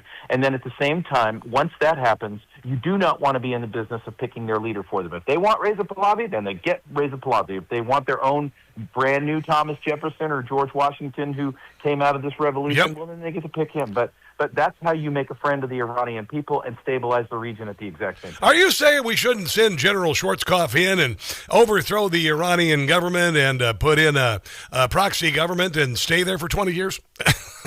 I'm telling you, the only regime change that ever worked out for us was in putting President George Washington into the presidency. Yeah. Well, I think that the mullahs are not long for this earth. What, real quick, about Venezuela and Cuba? What's going to happen next there, do you suppose?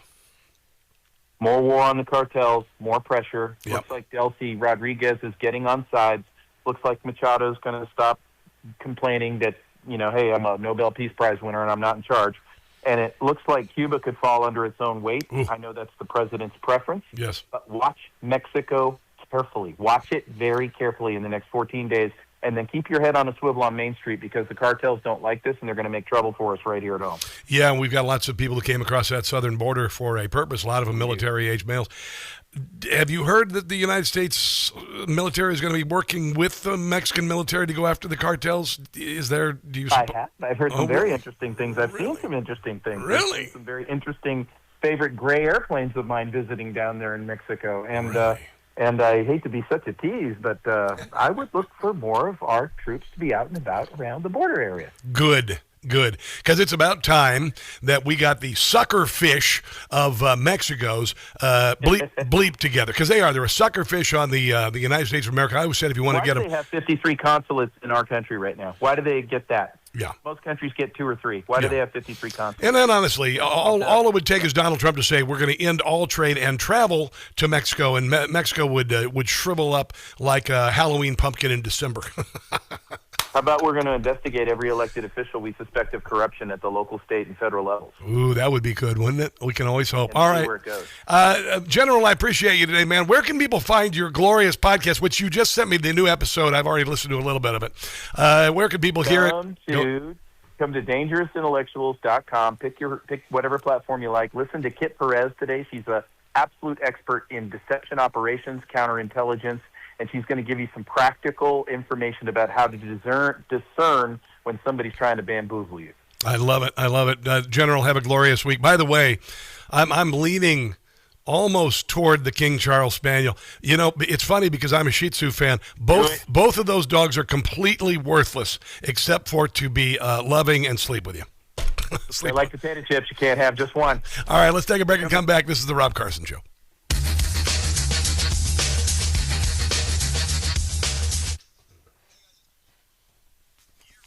Hello, streamers. Yeah, General Holt is the deal. Good things are happening. Good things are going to happen for sure, and freedom is going to ring. And all we need to do is get these a-holes in America to stop destroying our country. And we need to give them a little what fur. Need to give them a little what fur in Minneapolis and Seattle and all of that. Give them a little what for. Start putting some people in jail.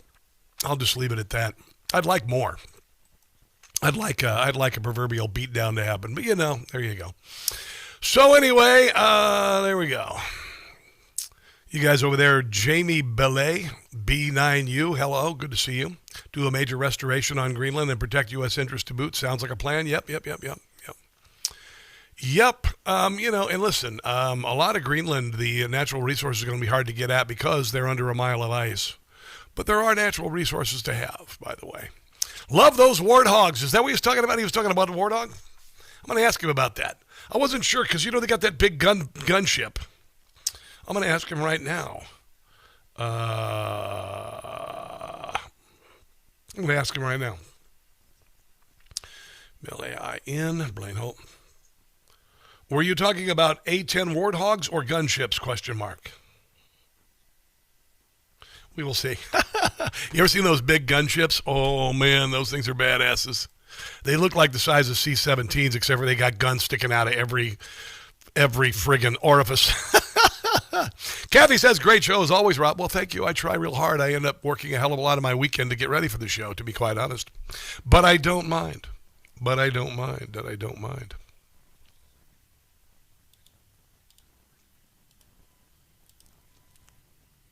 All right, I got to talk here. Here we go.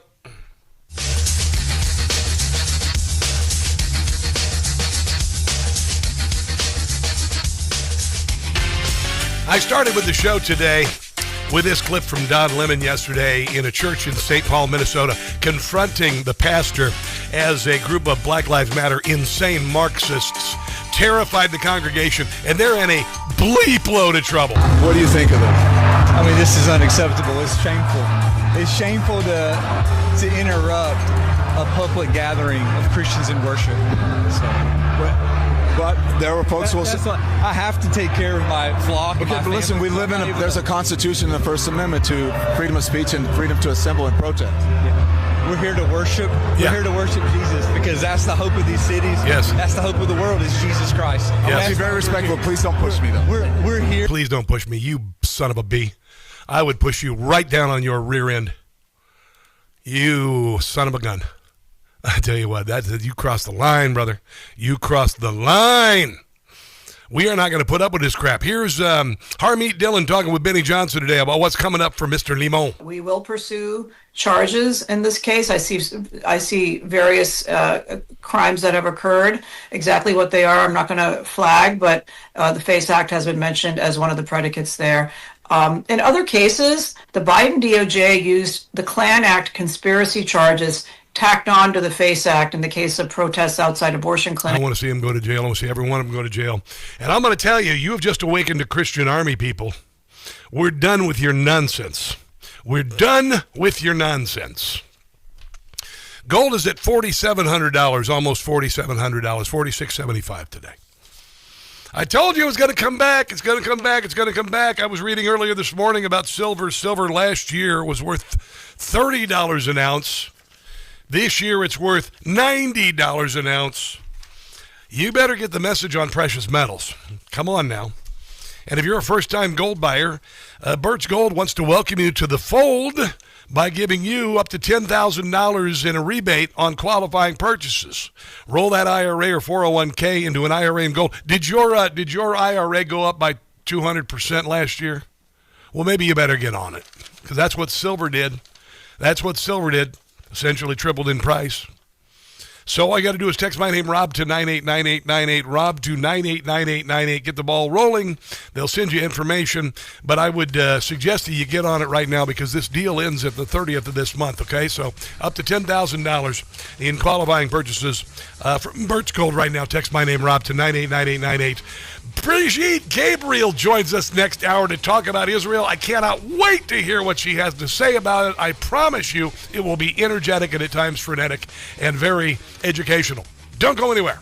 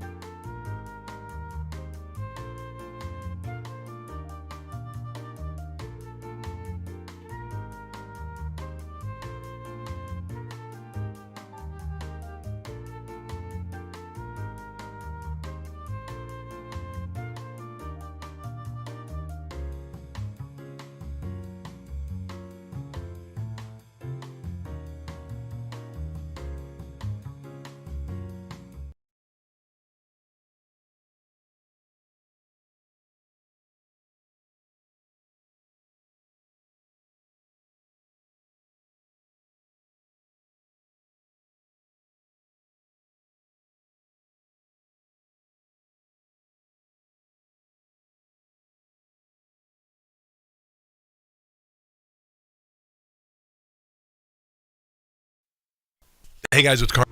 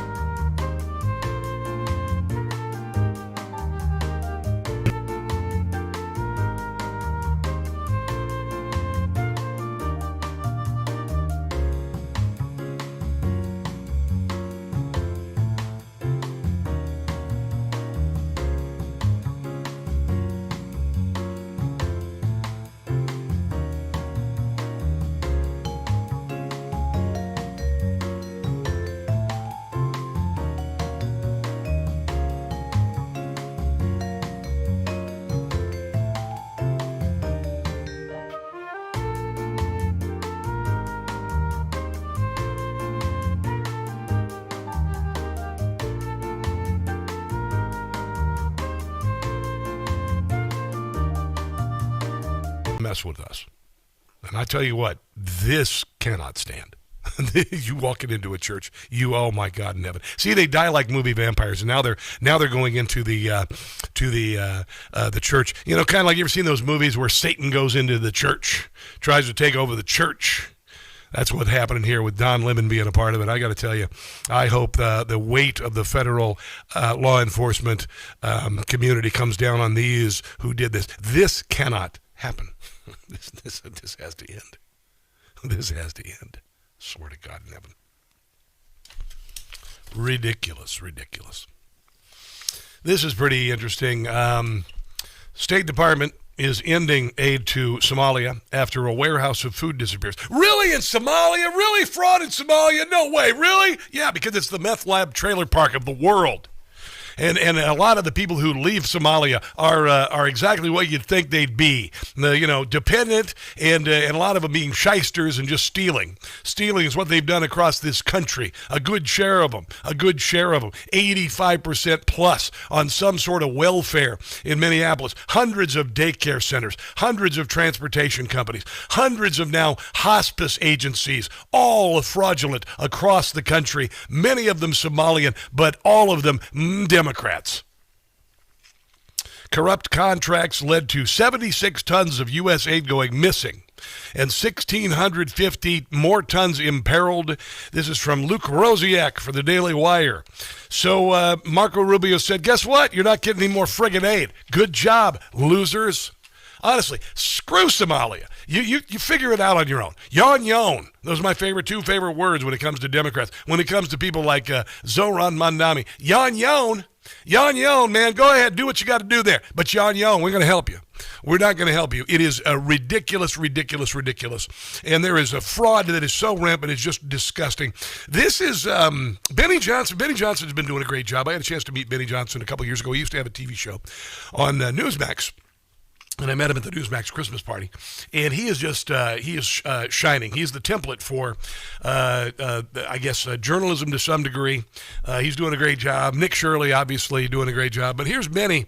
Benny was out in California, by the way. He was out in California, and he decided to go to an address where there are 26 voters registered to vote. Yo, what's up, guys? We're outside of a very important place here in California. You'll see it's just home to a porta-john and a giant empty parking lot. What? But inside of this empty parking lot... There's a porta-potty, just a porta-potty with 26 registered voters. Something really important in the state of California. You can see here, we have registered voters. Wow. 26 registered voters for this exact location. Must be a crowded porta-potty. 100 Sunset Avenue in Venice. 26 registered voters. Right here. Yeah, and I'll tell you. Do you think the Democrats are going to win the midterms? You are smoking some seriously good weed. Here is Benny Johnson talking about another thing. And by the way, Gavin Newsom is never going to be the president. He's never going to be the president. He's being exposed as the most corrupt and really actually evil human being that we've seen in power for a very long time. He's like the Joker. Here he is talking about the homeless industrial complex out there. We have truly uncovered some major bombshells that will lead to federal investigations of fraud here in this state. Some of them are already ongoing, and you got to run the numbers. $24 billion. Yeah. Well, wait a second. That means $170,000 is being spent per homeless person in this state where I'm from, Trace. That's the price of a house. You could just buy a home for every homeless person. So something's happening here, and we call it the homeless industrial complex. There is an ecosystem built in this state in order to profit from nonprofits. And that's precisely what is happening. The homelessness problem in the state is not really a problem for people that are making money off of it. And they keep them dependent, and they keep drug addicts addicted because they want to keep them addicted, barely alive. So these agencies can, do things like they did this thing the other day. I was reading about where they give alcoholics a shot of booze every day or a couple shots of booze every day just to keep them addicted and alive in California. Remarkable. Then there's the hospice industrial complex. Republicans sounding alarm of what they describe as a sprawling web of fraud, waste, and abuse embedded across California's healthcare and welfare systems, and exposure they argue could rival or surpass any public corruption in any other state, including Minnesota. There's a number of hospice providers in the country has exploded nearly sevenfold in a short period of time, an anomaly they say is impossible to explain without systematic abuse. This is a Wall Street Apes. They sent this journalist out to check out a building that was just full of all these hospice offices where you go, you send your relatives, or you go when you're about ready to, kick the bucket. The numbers weren't working to be paged in, but look at what this... All right, you guys, so I had to actually get my way in here because the numbers weren't working to be paged in, but look at what this is uncovering. Hospice, home health care, Allegiance Home Health, Honeywell Home Health, Wellspring Home Health, Golden Touch Home Health, Amazing Health, Dignity Care Hospice, Moonlight Hospice Incorporated, Thousand Oaks Hospice Incorporated, Premier Home Care Agency, Altruistic Hospice Incorporated, Capital Hospice Care Incorporated. Some of those don't even have signs on their doors, and the ones that did weren't answering. Here's Dr. Oz about California. Oh, I got to tell you. Again, if you think Democrats are going to win the midterms just because it's the midterms, listen to Dr. Oz.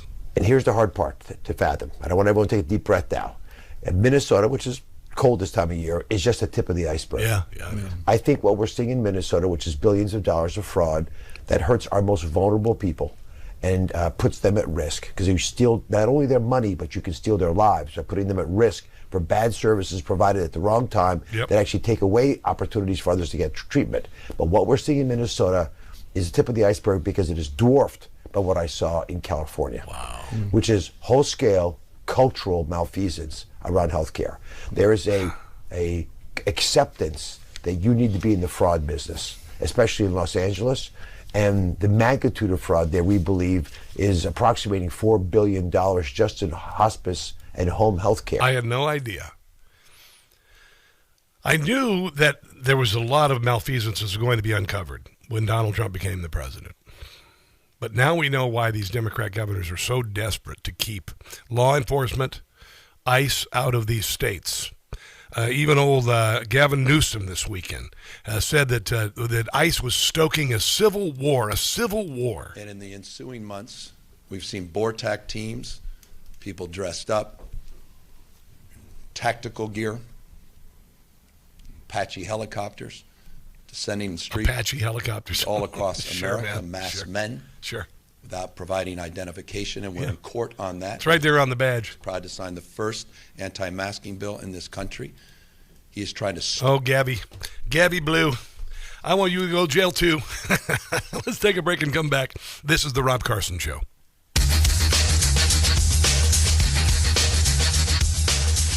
Hey guys, it's Carson.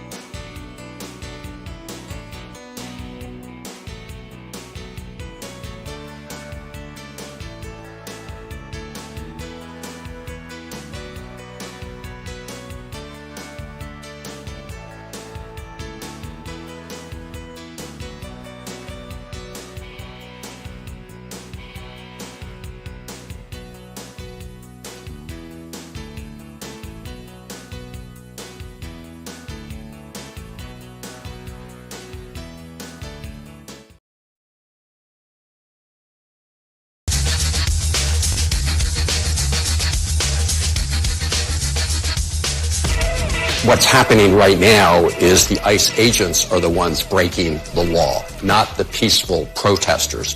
So I believe we should not be funding an ICE... What he just said is completely, absolutely insanely wrong. I mean, honestly, they're actually... This is what happens when you try to cover up something. This is what the Democrat Party's trying to cover up, because they know that their house of cards is collapsing right now.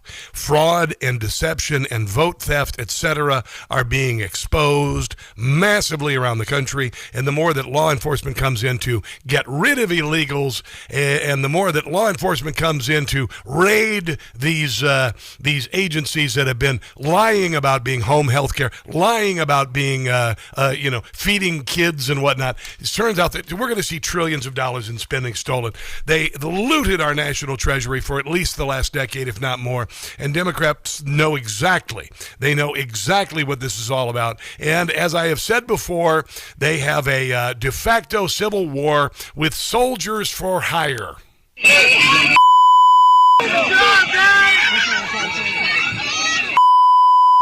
Get out!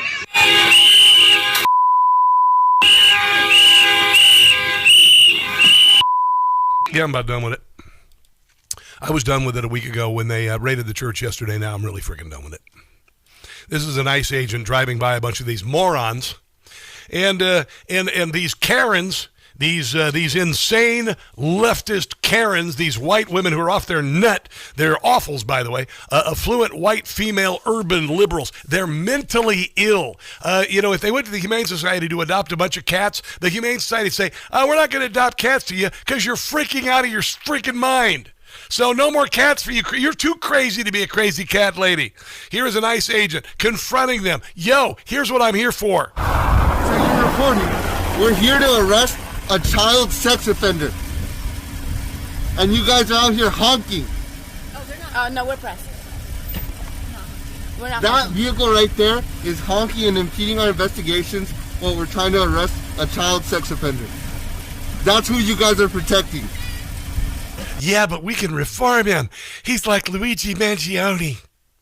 I got to tell you, you women need some help. Yeah, I called you women. Yeah, he's not sexist. You guys are just nuts. Not all you women. I love me some women. By God in heaven, I love me some women. But not liberal crazy cat ladies, because they're out of nut. Hey, by the way, there's a liberal crazy cat lady now in the governor's office in Virginia. I might have to start looking at West Virginia Wild and Wonderful. And her first executive order was to have local law enforcement not cooperate with federal officials on ICE. And this executive order rescinds executive order number 47. State and local law enforcement should not be required to divert their limited resources to enforce federal civil immigration. If somebody starts a recall petition in the state of Virginia, I will do everything I can to promote it on this radio program nationally to recall that psychotic Karen that they elected in Virginia that doesn't represent the most of Virginians. I'm a Virginian. I never thought I'd be a Virginian. I lost my virginity when I moved here. It was fantastic. It was wonderful. And then, of course, they had to foul it up by, electing Karen over here. So I lost my virginity, and then this happened. I mean, I feel like I've been... if I had it to do again, I'm not so sure that I would lose my virginity. I don't think, have I worn out that punchline? It was a pretty good punchline. I just came up with that. Notoriously fraudulent New York City health program lost $1.2 billion to scammers and middlemen. Minnesota multiplied by 10. Taking advantage of the generous New York State program. Isn't it run by Democrats? Oh, yeah, it is. Bilal Hossein signed up a dozen family members to work as her caregivers. Over the 6 years, they were paid almost $400,000 to look after an elderly woman in a Manhattan apartment. The only problem is she lived in Bangladesh. Remember when people would come from other countries to with just a few dollars in their pocket and earn a living and live the American dream? No, they move here now because Joe Biden allowed so many of them to come across the border and whatnot, be flown directly into the country and loaded them up with all sorts of free crap so he could guarantee their votes. The Democrat Party is evil and needs to be driven into the pits of hell. It was just one egregious example of welfare fraud called the Consumer-Directed Personal Assistance Program, or CDPAP, that cost New York taxpayers hundreds of millions of dollars of waste and abuse. Lawyer Richard Harlow prosecuted Medicaid fraud in New York for 27 years. Says if you think Minnesota's a big deal, multiply that by 10. We're going to have to start seeing some people go to friggin' jail. I want to go to Linda in Ellicott City. Hello, Linda. If you need help, hang up and then... Well, is she a phone operator? Does Linda work as a phone operator? My God, I've heard her voice before. She's fantastic. If we don't have Linda, that's perfectly fine. But you sure sound like somebody I heard on the phone before there, Linda, if you're the phone lady. So there's that. House feds probe to unravel the mystery of how Ilhan Omar got her skyrocketing wealth. It's not possible. Well, it's because fraud. Duh. I mean, please, give me a friggin' break. Squad member Ilhan Omar skyrocketing wealth. $9 billion Somali social services fraud scandal exploded. And it looks like Representative Jim Comer said staff lawyers are exploring an extraordinary step of subpoenaing Omar's spouse over his alleged shady business. We're going to get to the answers. Jim, you better get on this, man. I'm telling you right now, you better get on this crap right frickin' now, because we're done with it. Republicans want to know how Ilhan Omar and her hubby, their politically collected hubby, Tim Minette, went from nearly broke to worth $30 million in a year. Well, it's fraud. Duh. Investment from Rose Lake Capital, formed by Minette and a partner, Will Haler, in 2022, part of a web of companies created by Lefty squad member's husband of 5 years. Rose Lake Capital was worth $42.44 in its bank account in 2022. Now it's worth $30 million. I want to see her friggin' arrested. I want to see her tried and sent penniless back to Somalia. She's been bad-mouthing our country for years. Wall Street insiders say they never heard of Rose Lake, by the way, of anyone investing with them, despite the firm boasting on its website they had been running billions of dollars of assets under management and engaging in an array of high-end financial activities, including deals, mergers, and acquisitions, but nobody has ever heard of them. It's weird. And then they got rid of their board of directors' names on the website, just dropped them as soon as they found out that they were being investigated. Isn't that kind of weird? No, it's not. It's crime. It's organized crime is what it is. In recent days, the firm has deactivated its LinkedIn page, among other things. There you go. So Ilhan Omar needs a colonoscopy, a DOJ colonoscopy, and then she needs to be put on trial, indicted, deported, penniless, back to the meth lab trailer park of the world, which of course is Somalia. Nobody goes there on vacation. You know why? Because it's the meth lab trailer park of the world. There you go. Walter White wouldn't go there to make meth, for God's sake. We've got the great Brigitte Gabriel to talk about Iran on the other side of the break. Don't go anywhere.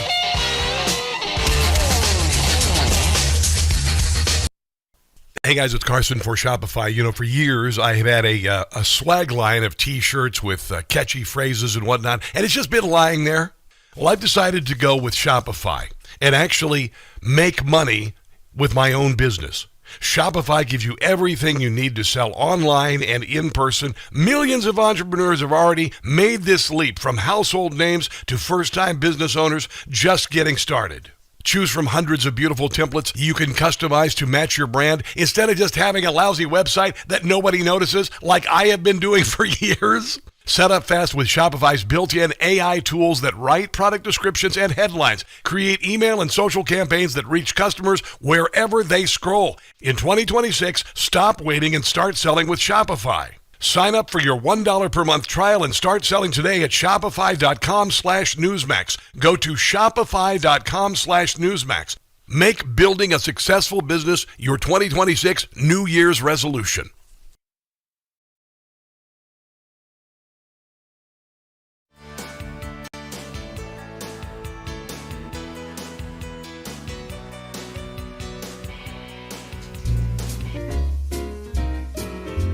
Adam Schiff's scared, and he ought to be inside of a cell. He's gonna see Pencil Neck is going to jail. Lied on his mortgage not one time but twice. Get a good lawyer, that's my advice. Pencil Neck is going to jail. leak classified information to the New York Times. Schiff will be prosecuted for his so many crimes. His Senate seat will be taken away. Adam Schiff, he's gonna pay. Pencil Neck is headed to jail. Watch Adam sweat. A lengthy sentence he'll get. Pencil Neck, he's headed to jail.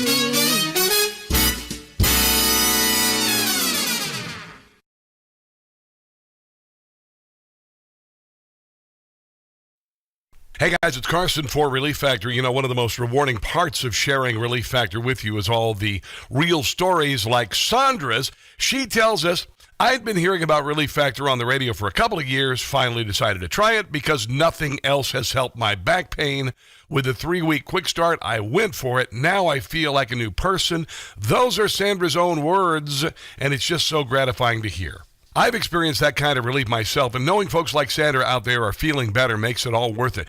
Try it for yourself with a 3-week quick start. See how Relief Factor could be a game changer too. Call 800-4RELIEF. That's 800-4RELIEF, or go to relieffactor.com. That's relieffactor.com. How will it feel to be out of pain?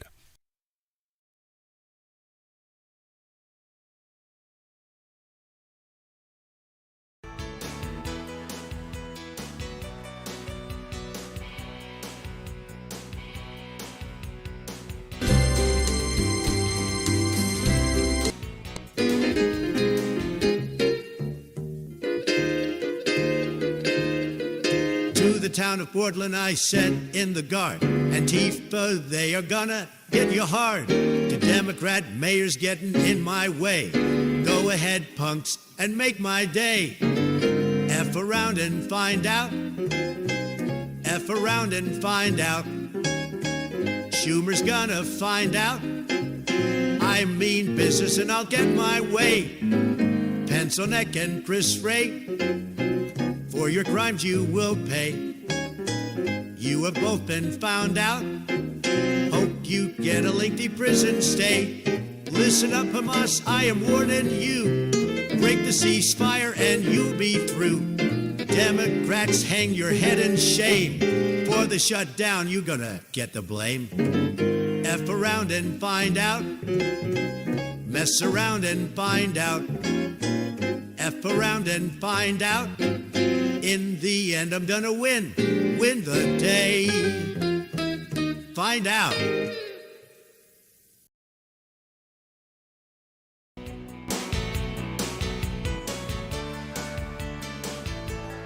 JBR.org and get jingling. That's JBR.org. The Sean Hannity Show. For anybody that has ever wanted limited government and more freedom, this is probably the only opportunity that we will have in our lifetime to get rid of waste and fraud and abuse. And they're talking about cutting $2 trillion.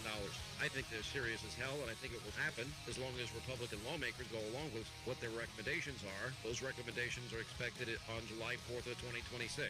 Sean Hannity, weekdays 3 to 6 on Talk Radio 680 WCVM. Come on.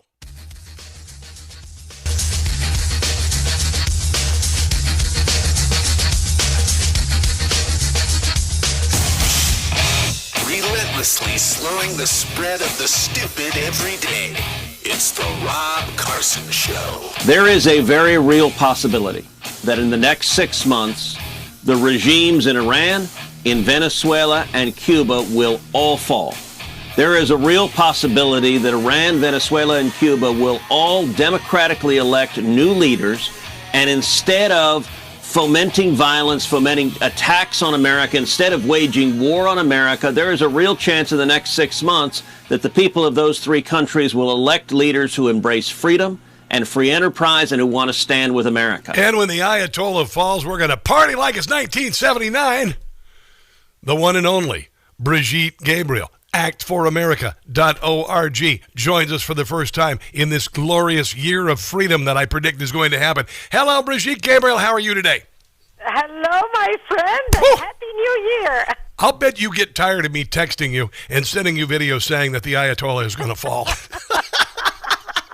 I love getting your text. We have a good thing going. I swear. So, here's what I think. Donald Trump said, issued a warning to the Ayatollah to stop the killing so we could put our forces in place for a kinetic attack and take down the SOB. What are your thoughts? I think a confrontation with Iran is inevitable at this point. Yes. We do have the Abraham Lincoln aircraft carrier on its way to the Middle East. It will arrive there Wednesday or Thursday of this week. We have our F-15s and F-16s flying over with their radars on, telling the whole world that we are flying to the Middle East. We are there for the whole world to see. I think the mullahs know what's coming. Yes. Right now I was watching, the Ayatollah today, calling President Trump a criminal, and, all the huffing and puffing, all the positioning, the posturing that he is doing. We are strong. We are going to fight. We are urging all the protesters to turn themselves in. This is nothing but theater. They know it's coming. Yes. We know it's coming. It's a matter of time. So we can prepare to protect our assets as well as our friends in the region, knowing that when we do attack Iran, they will retaliate against our bases in the Middle East, and they will retaliate against Israel. So right now, knowing that the attack is going to be expanded, we are working diligently to secure our bases as well as Israel. But, isn't it remarkable to watch how deliberate Donald Trump the playboy, Donald Trump the media figure, he is so deliberate and so careful when doing these military operations, like what he did, getting Maduro out of Venezuela. He got Maduro out of Venezuela faster than your Uber Eats order would arrive at your house, Brigitte, right? And that's what he's doing here. He doesn't want a protracted, prolonged war. He's not going to send in massive amounts of forces in, and they're going to occupy for 20 years. He's going to be going in, and he's going to give the Iranian people the opportunity to take over the country, and I think that this is precisely what he's going to do. Exactly, and that's what made him a very successful businessman. It's his strategic thinking. President Trump does not do anything on a whim. Everything is strategic, even though it looks to the rest of the world, oh my gosh, the guy is unpredictable, he's so spontaneous, he's going to go in and bomb. By the time President Trump makes a decision to bomb, he has been thinking about it for months, laying out all the options, discussing it with his advisors, picking up the best strategy, the best attack, the best way to do it to minimize casualties. And that's exactly what he is doing in Iran, and that's exactly what he did in Venezuela, and I bet you they are even planning another Cuba operation. Yes. But here's the thing about the way we're doing it with Iran. The reason why we're not jumping immediately on bombing the Iranians is because we want the Iranian people to take the victory, to be proud that they have done it themselves. Yes, they needed a little push and little help from the outside world because the Iranian people are unarmed. But it is their victory to have. It is their a joy to take and celebrate. It is their government to recapture. All we are doing is standing there supporting their right to freedom and giving whatever nudge we can from the outside to make their victory possible. Did you see the women, the young women, taking off their hijabs and waving their hair to American rock and roll? How powerful and how amazing. It brought tears to my eyes to see these young women, many of them around my daughter's age, just celebrating and being brave enough. Can you imagine to be brave to show your face like this? Now, you grew up and you went through hell at the hands of radical Islam. What does this mean to you as a woman and the women of the Middle East and Iran that the Ayatollah could be falling and freedom could return? They want freedom so badly that they are willing to lay their life on the line fighting for what they want. This is courage. Americans, we have never had to fight a war on our homeland. I mean, we were attacked on September 11th, especially for the new generation. They don't even have a recollection of September 11th. You and I remember September 11th, but a lot of people under 30 years old, they don't even really remember September 11th. So watching the Iranian women in particular, laying their life on the line and knowing the ramification for their decision. Because if they capture you in Iran, it's not just they're going to throw you in jail and make you watch cable and give you free health insurance like we do here in the United States and allow you visitation. Right there, they're going to rape you, they're going to cut your wrists off, they're going to hang you upside down by your feet as you bleed, and they're going to torture you. So they understand the price that they're going to have to pay for them standing up and speaking up for freedom. They deserve it. We need to stand with them. The whole world needs to stand with them. They are doing the fighting. All we have to do is send a few bombs. We can do that. This is exactly why President Trump is sending the firepower to do strategic attacks, just like what we did with the Iranian nuclear sites. Strategic bombing to take out their ballistic missile, their command center. We do not want to kill civilians. We want to make sure that the population in Iran is safe, that our bases and our population on these bases in the Middle East are safe, and minimize casualties as much as possible in Israel, because we know that the Iranians are going to retaliate against Israel. I love the fact that Scott Bessent, our Treasury Secretary, said that he is tracking the money leaving Iran by the leaders of the Iranian regime, and he's saying, good luck with that, because we're going to stop it. So they are planning an exit, but they're not going to live rich. They're not going to live rich in the the Mediterranean or wherever. They're not going to live large when they leave Iran. Brigitte, can you hold on? Because I want to think about. I think you were maybe 2 in 1979, right? Yeah, pretty much. You were just an infant. You were just like me. You were an infant. But the profundity of this moment, it is second only to the Berlin Wall. I want to touch on that on the other side of the break, if you don't mind. For sure. Let's take a break and come back. This is the Rob Carson Show.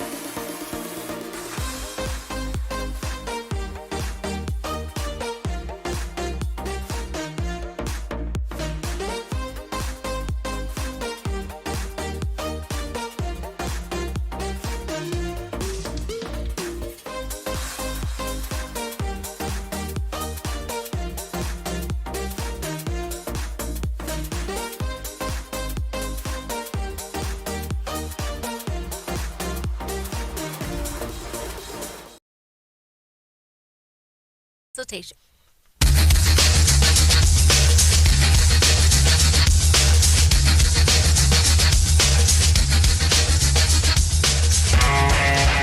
Coming up more with Brigitte Gabriel, actforamerica.org. I love it when she's on because I don't have to talk at all. So look at the price of silver has already gone up $4 today. $4 per ounce, $94.22. Knocking on $100 door. Unbelievable. And silver was worth what? $30 a year ago. $30 a year ago. My God. Recycling can't fill the gap. Industrial demand for silver keeps increasing. A lot of the major mines are depleted of silver. It's only going to go up in value. $30 to $90 in the last year. Holy heck. Gold was at $2,600 about a year ago. Now it's at $4,670 today. I know you're kicking yourself. You're going, why didn't I listen to Rob last year? Gosh darn it. Well, maybe you ought to do it now. How about that? How about text my name, Rob, to 989898 for Birch Gold, okay? Get the ball rolling. If you're a first-time gold buyer, up to $10,000 on qualifying purchases. Up to $10,000 on qualifying purchases. That's amazing. Roll your existing IRA or 401k. I guarantee it hasn't tripled in value like silver has in the last year, right? Unless you got Nancy Pelosi as a financial advisor. Text my name, Rob, to 989898. Make right now your first time to buy gold. Take advantage of this rebate up to $10,000 when you buy by January the 30th on qualifying purchases. Text my name, Rob, to 989898. There are over 1 million Iranians that are showing unbelievable courage, standing up against this tyrannical regime. And I got to say, President Trump, I think, has been very strong in telling the regime, number one, we stand with the people. Do not target, do not murder the protesters. Telling the protesters, America stands with you. And I got to say, just in the last 2 days, a really important step occurred where President Trump came out unequivocally and said, it is time for new leadership in Iran. And he also said help is on the way. And if I'm not mistaken, Brigitte Gabriel, when Donald Trump says he's going to do something, he does it. Exactly. Help is on the way. The Iranians know it. The rest of the world knows it. The mullahs know it. And it's just a matter of time. 47 years ago, I remember I was a kid when the Ayatollah came in, thanks to the malfeasance and the idiocy and the incompetence of Jimmy Carter. Not saying the Shah was anything great, but dear God. And so much has happened. Tens of thousands of terrorist attacks, dead Israelis, dead Americans, a worldwide caliphate using terror as its weapon. And it has gone on, and it has gone on, and it has gone on, and we have suffered this. And Brigitte, this is going to be right up there with the Berlin Wall. What happens? What happens across the Middle East? What happens around the world when the Ayatollah is taken out of power? This is going to transform the Middle East. That's the most important part. But it's also going to have ramification, and you're going to feel it all throughout the world. And here's why. Remember, the radical Islamist. This is the first country since the fall of the Islamic Caliphate back in 1924, when Ataturk ended the Islamic Caliphate. The Islamists never really were able to capture a major country until Iran fell in 1979 when the mullahs took it over. And they were able to rule 90 million people in Iran with an iron fist. Not only rule the Iranians, but be able to create such a network of terror through its proxies all throughout the world. You take, for example, Hezbollah in Lebanon. Yes. Hezbollah has operation centers, has committed terrorist attacks on 4 continents across the world. So Iran, basically by extension, has committed terrorist attacks on 4 continents across the world. Hezbollah, for example, has its command center in Venezuela. You know, there's a reason why Venezuela was such a strategic place where we needed to take out Maduro, because Venezuela and Iran are basically drug inc., where they were able to sell the drugs in order to fund the terror infrastructure. So by Iran falling, by the Iranians taking control of their country, we're going to see the Abraham Accord come to life. You're going to see the Saudis sign the Abraham Accord. You're going to see the Iranians join it, the Syrians join it, Lebanon will join it. It will transform the Middle East. And because of that, we will be able to divert our military power. We no longer need to focus on the Middle East as much. Remember, the only reason we built the military base in Qatar is basically because of Iran. When Iran is free, we will be able to take all that military might and start focusing on other parts of the world, making sure China doesn't take Taiwan, making sure there is world instability in the Arctic. So Iran is a very strategic point. Once Iran falls and it is free, we're going to see the reverberation of that freedom affect every country in the world. Yeah, and I'm seeing also in some countries, and they're saying that there are people in Iran who will live peacefully and productively with the Jews. And I think that is gigantic. And Donald Trump has been playing this 3D chess. It is such a brilliant thing, from bombing Iran's nuclear facilities to intercepting their tankers, cutting off of their oil supply, cutting off Venezuela. I mean, it is a master class in how to make evil regimes fall, isn't it? Oh, absolutely. And look, when you look at Reza Pahlavi, the son of the Shah, his daughter married into a Jewish family, so they are blood relatives. Yeah. So you see right now the Israelis are basically the only country standing and cheering with the Iranians. You know, you don't hear a beep out of the Women Now movement in the United States. Where are all these lefty women's rights organizations? I know. Where are all the where are all the pro-Iranian freedom protests on college campuses? They bedded down with radical Islam. That's how much our primary education, our secondary education, and our college education is awful and corrupt in this country. And I'm hoping this also precipitates the downfall of that garbage. Yeah, exactly.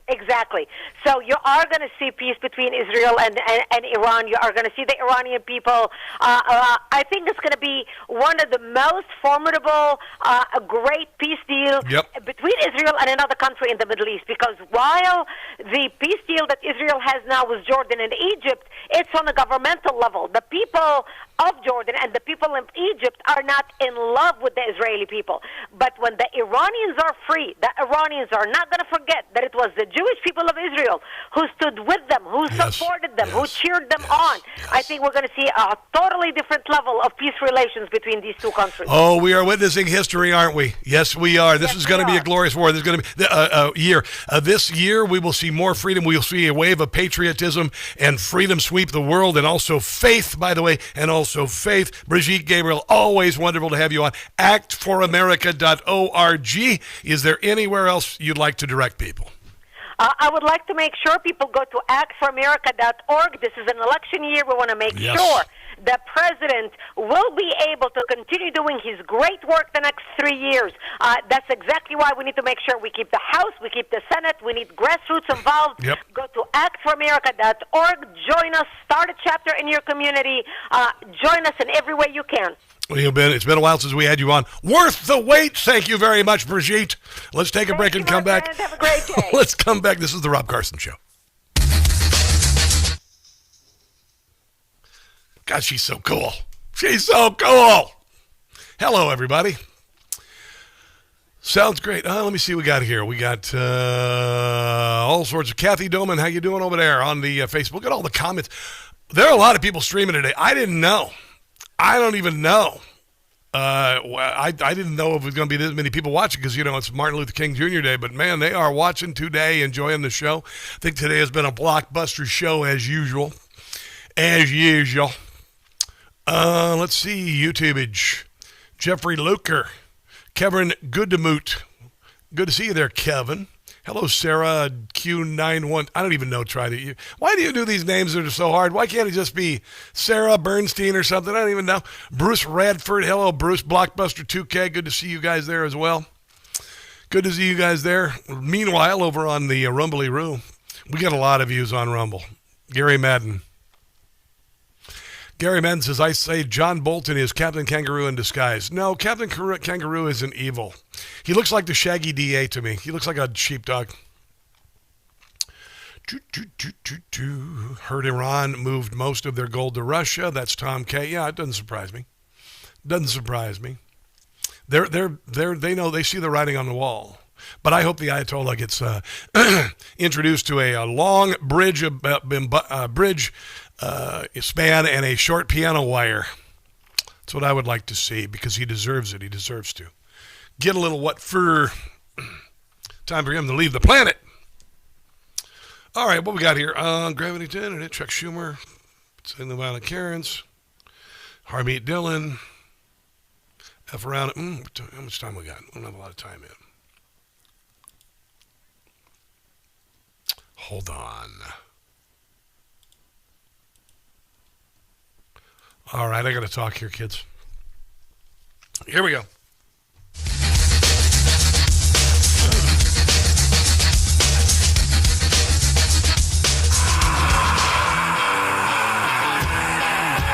Audio Slave, thank you very much. I listened to a lot of music this weekend. I was very busy this weekend. Went up to Balmer, went up to Dundalk, not Dundalk. Had a marvelous time up there for this America First Fest. And I love the Dundalk area. It's interesting because, I got these little, we were at this sports bar kind of thingy, little restaurant. And a packed place. It's right here in this little inlet, and there are houses around it. And then off in the distance, you see the cranes from the port. The port of Baltimore. All of the goods coming in there, and it is a gritty place. It is it's getting better. Unfortunately, there are Democrats in charge of that state. Westmore is a scumbag piece of crap. But there are a lot of people in Maryland who are tired of it, just tired of it and the nonsense. And I would encourage Maryland Republicans to stop being such meows. And I met some people who definitely are the opposite of that. Definitely the opposite of that at this event. And so it was just such a blessing to meet people, and we're going to get more this year. Hopefully get to my affiliate markets and meet a lot of you guys, whether it be Benny Media up in New Hampshire or KSCO in Santa Cruz or KBQ in Albuquerque, any one of those. I'm looking for the opportunity to come and visit you. I'm hopefully going to have a book published this year. I'm working on that. Tomorrow night I've been invited to Capitol Hill. Tomorrow afternoon I'm going to meet some Republican lawmakers, and I'm going to give a little what for is what I'm going to give them. Actually, I'm going to hand them some business cards and say, "Hey, come on my show. Let's talk about stuff." So yeah, it's kind of crazy. Call me like Mr. Smith Goes to Washington, Metallica version. That's what I. It is a remarkable place and a remarkable time to live here. And as I told the guys on stage in Baltimore, I said 2026 is going to be one of the greatest years of our lives for freedom and patriotism and faith. And we're going to see freedom spring across the country. There are still bastions of stupidity like Virginia, the state of Virginia, the city of New York, the city of Seattle. But the evil of the left is going to go down in flames in Minneapolis and elsewhere. God bless you, America's founded, what Donald Trump is doing for the country. Screw Tim Walz and all the corrupt people in Minneapolis. And until tomorrow, which is Tuesday, don't catch the stupid. I'll see you then. Information. Truth is freedom. Is Newsmax. It's real news for real people.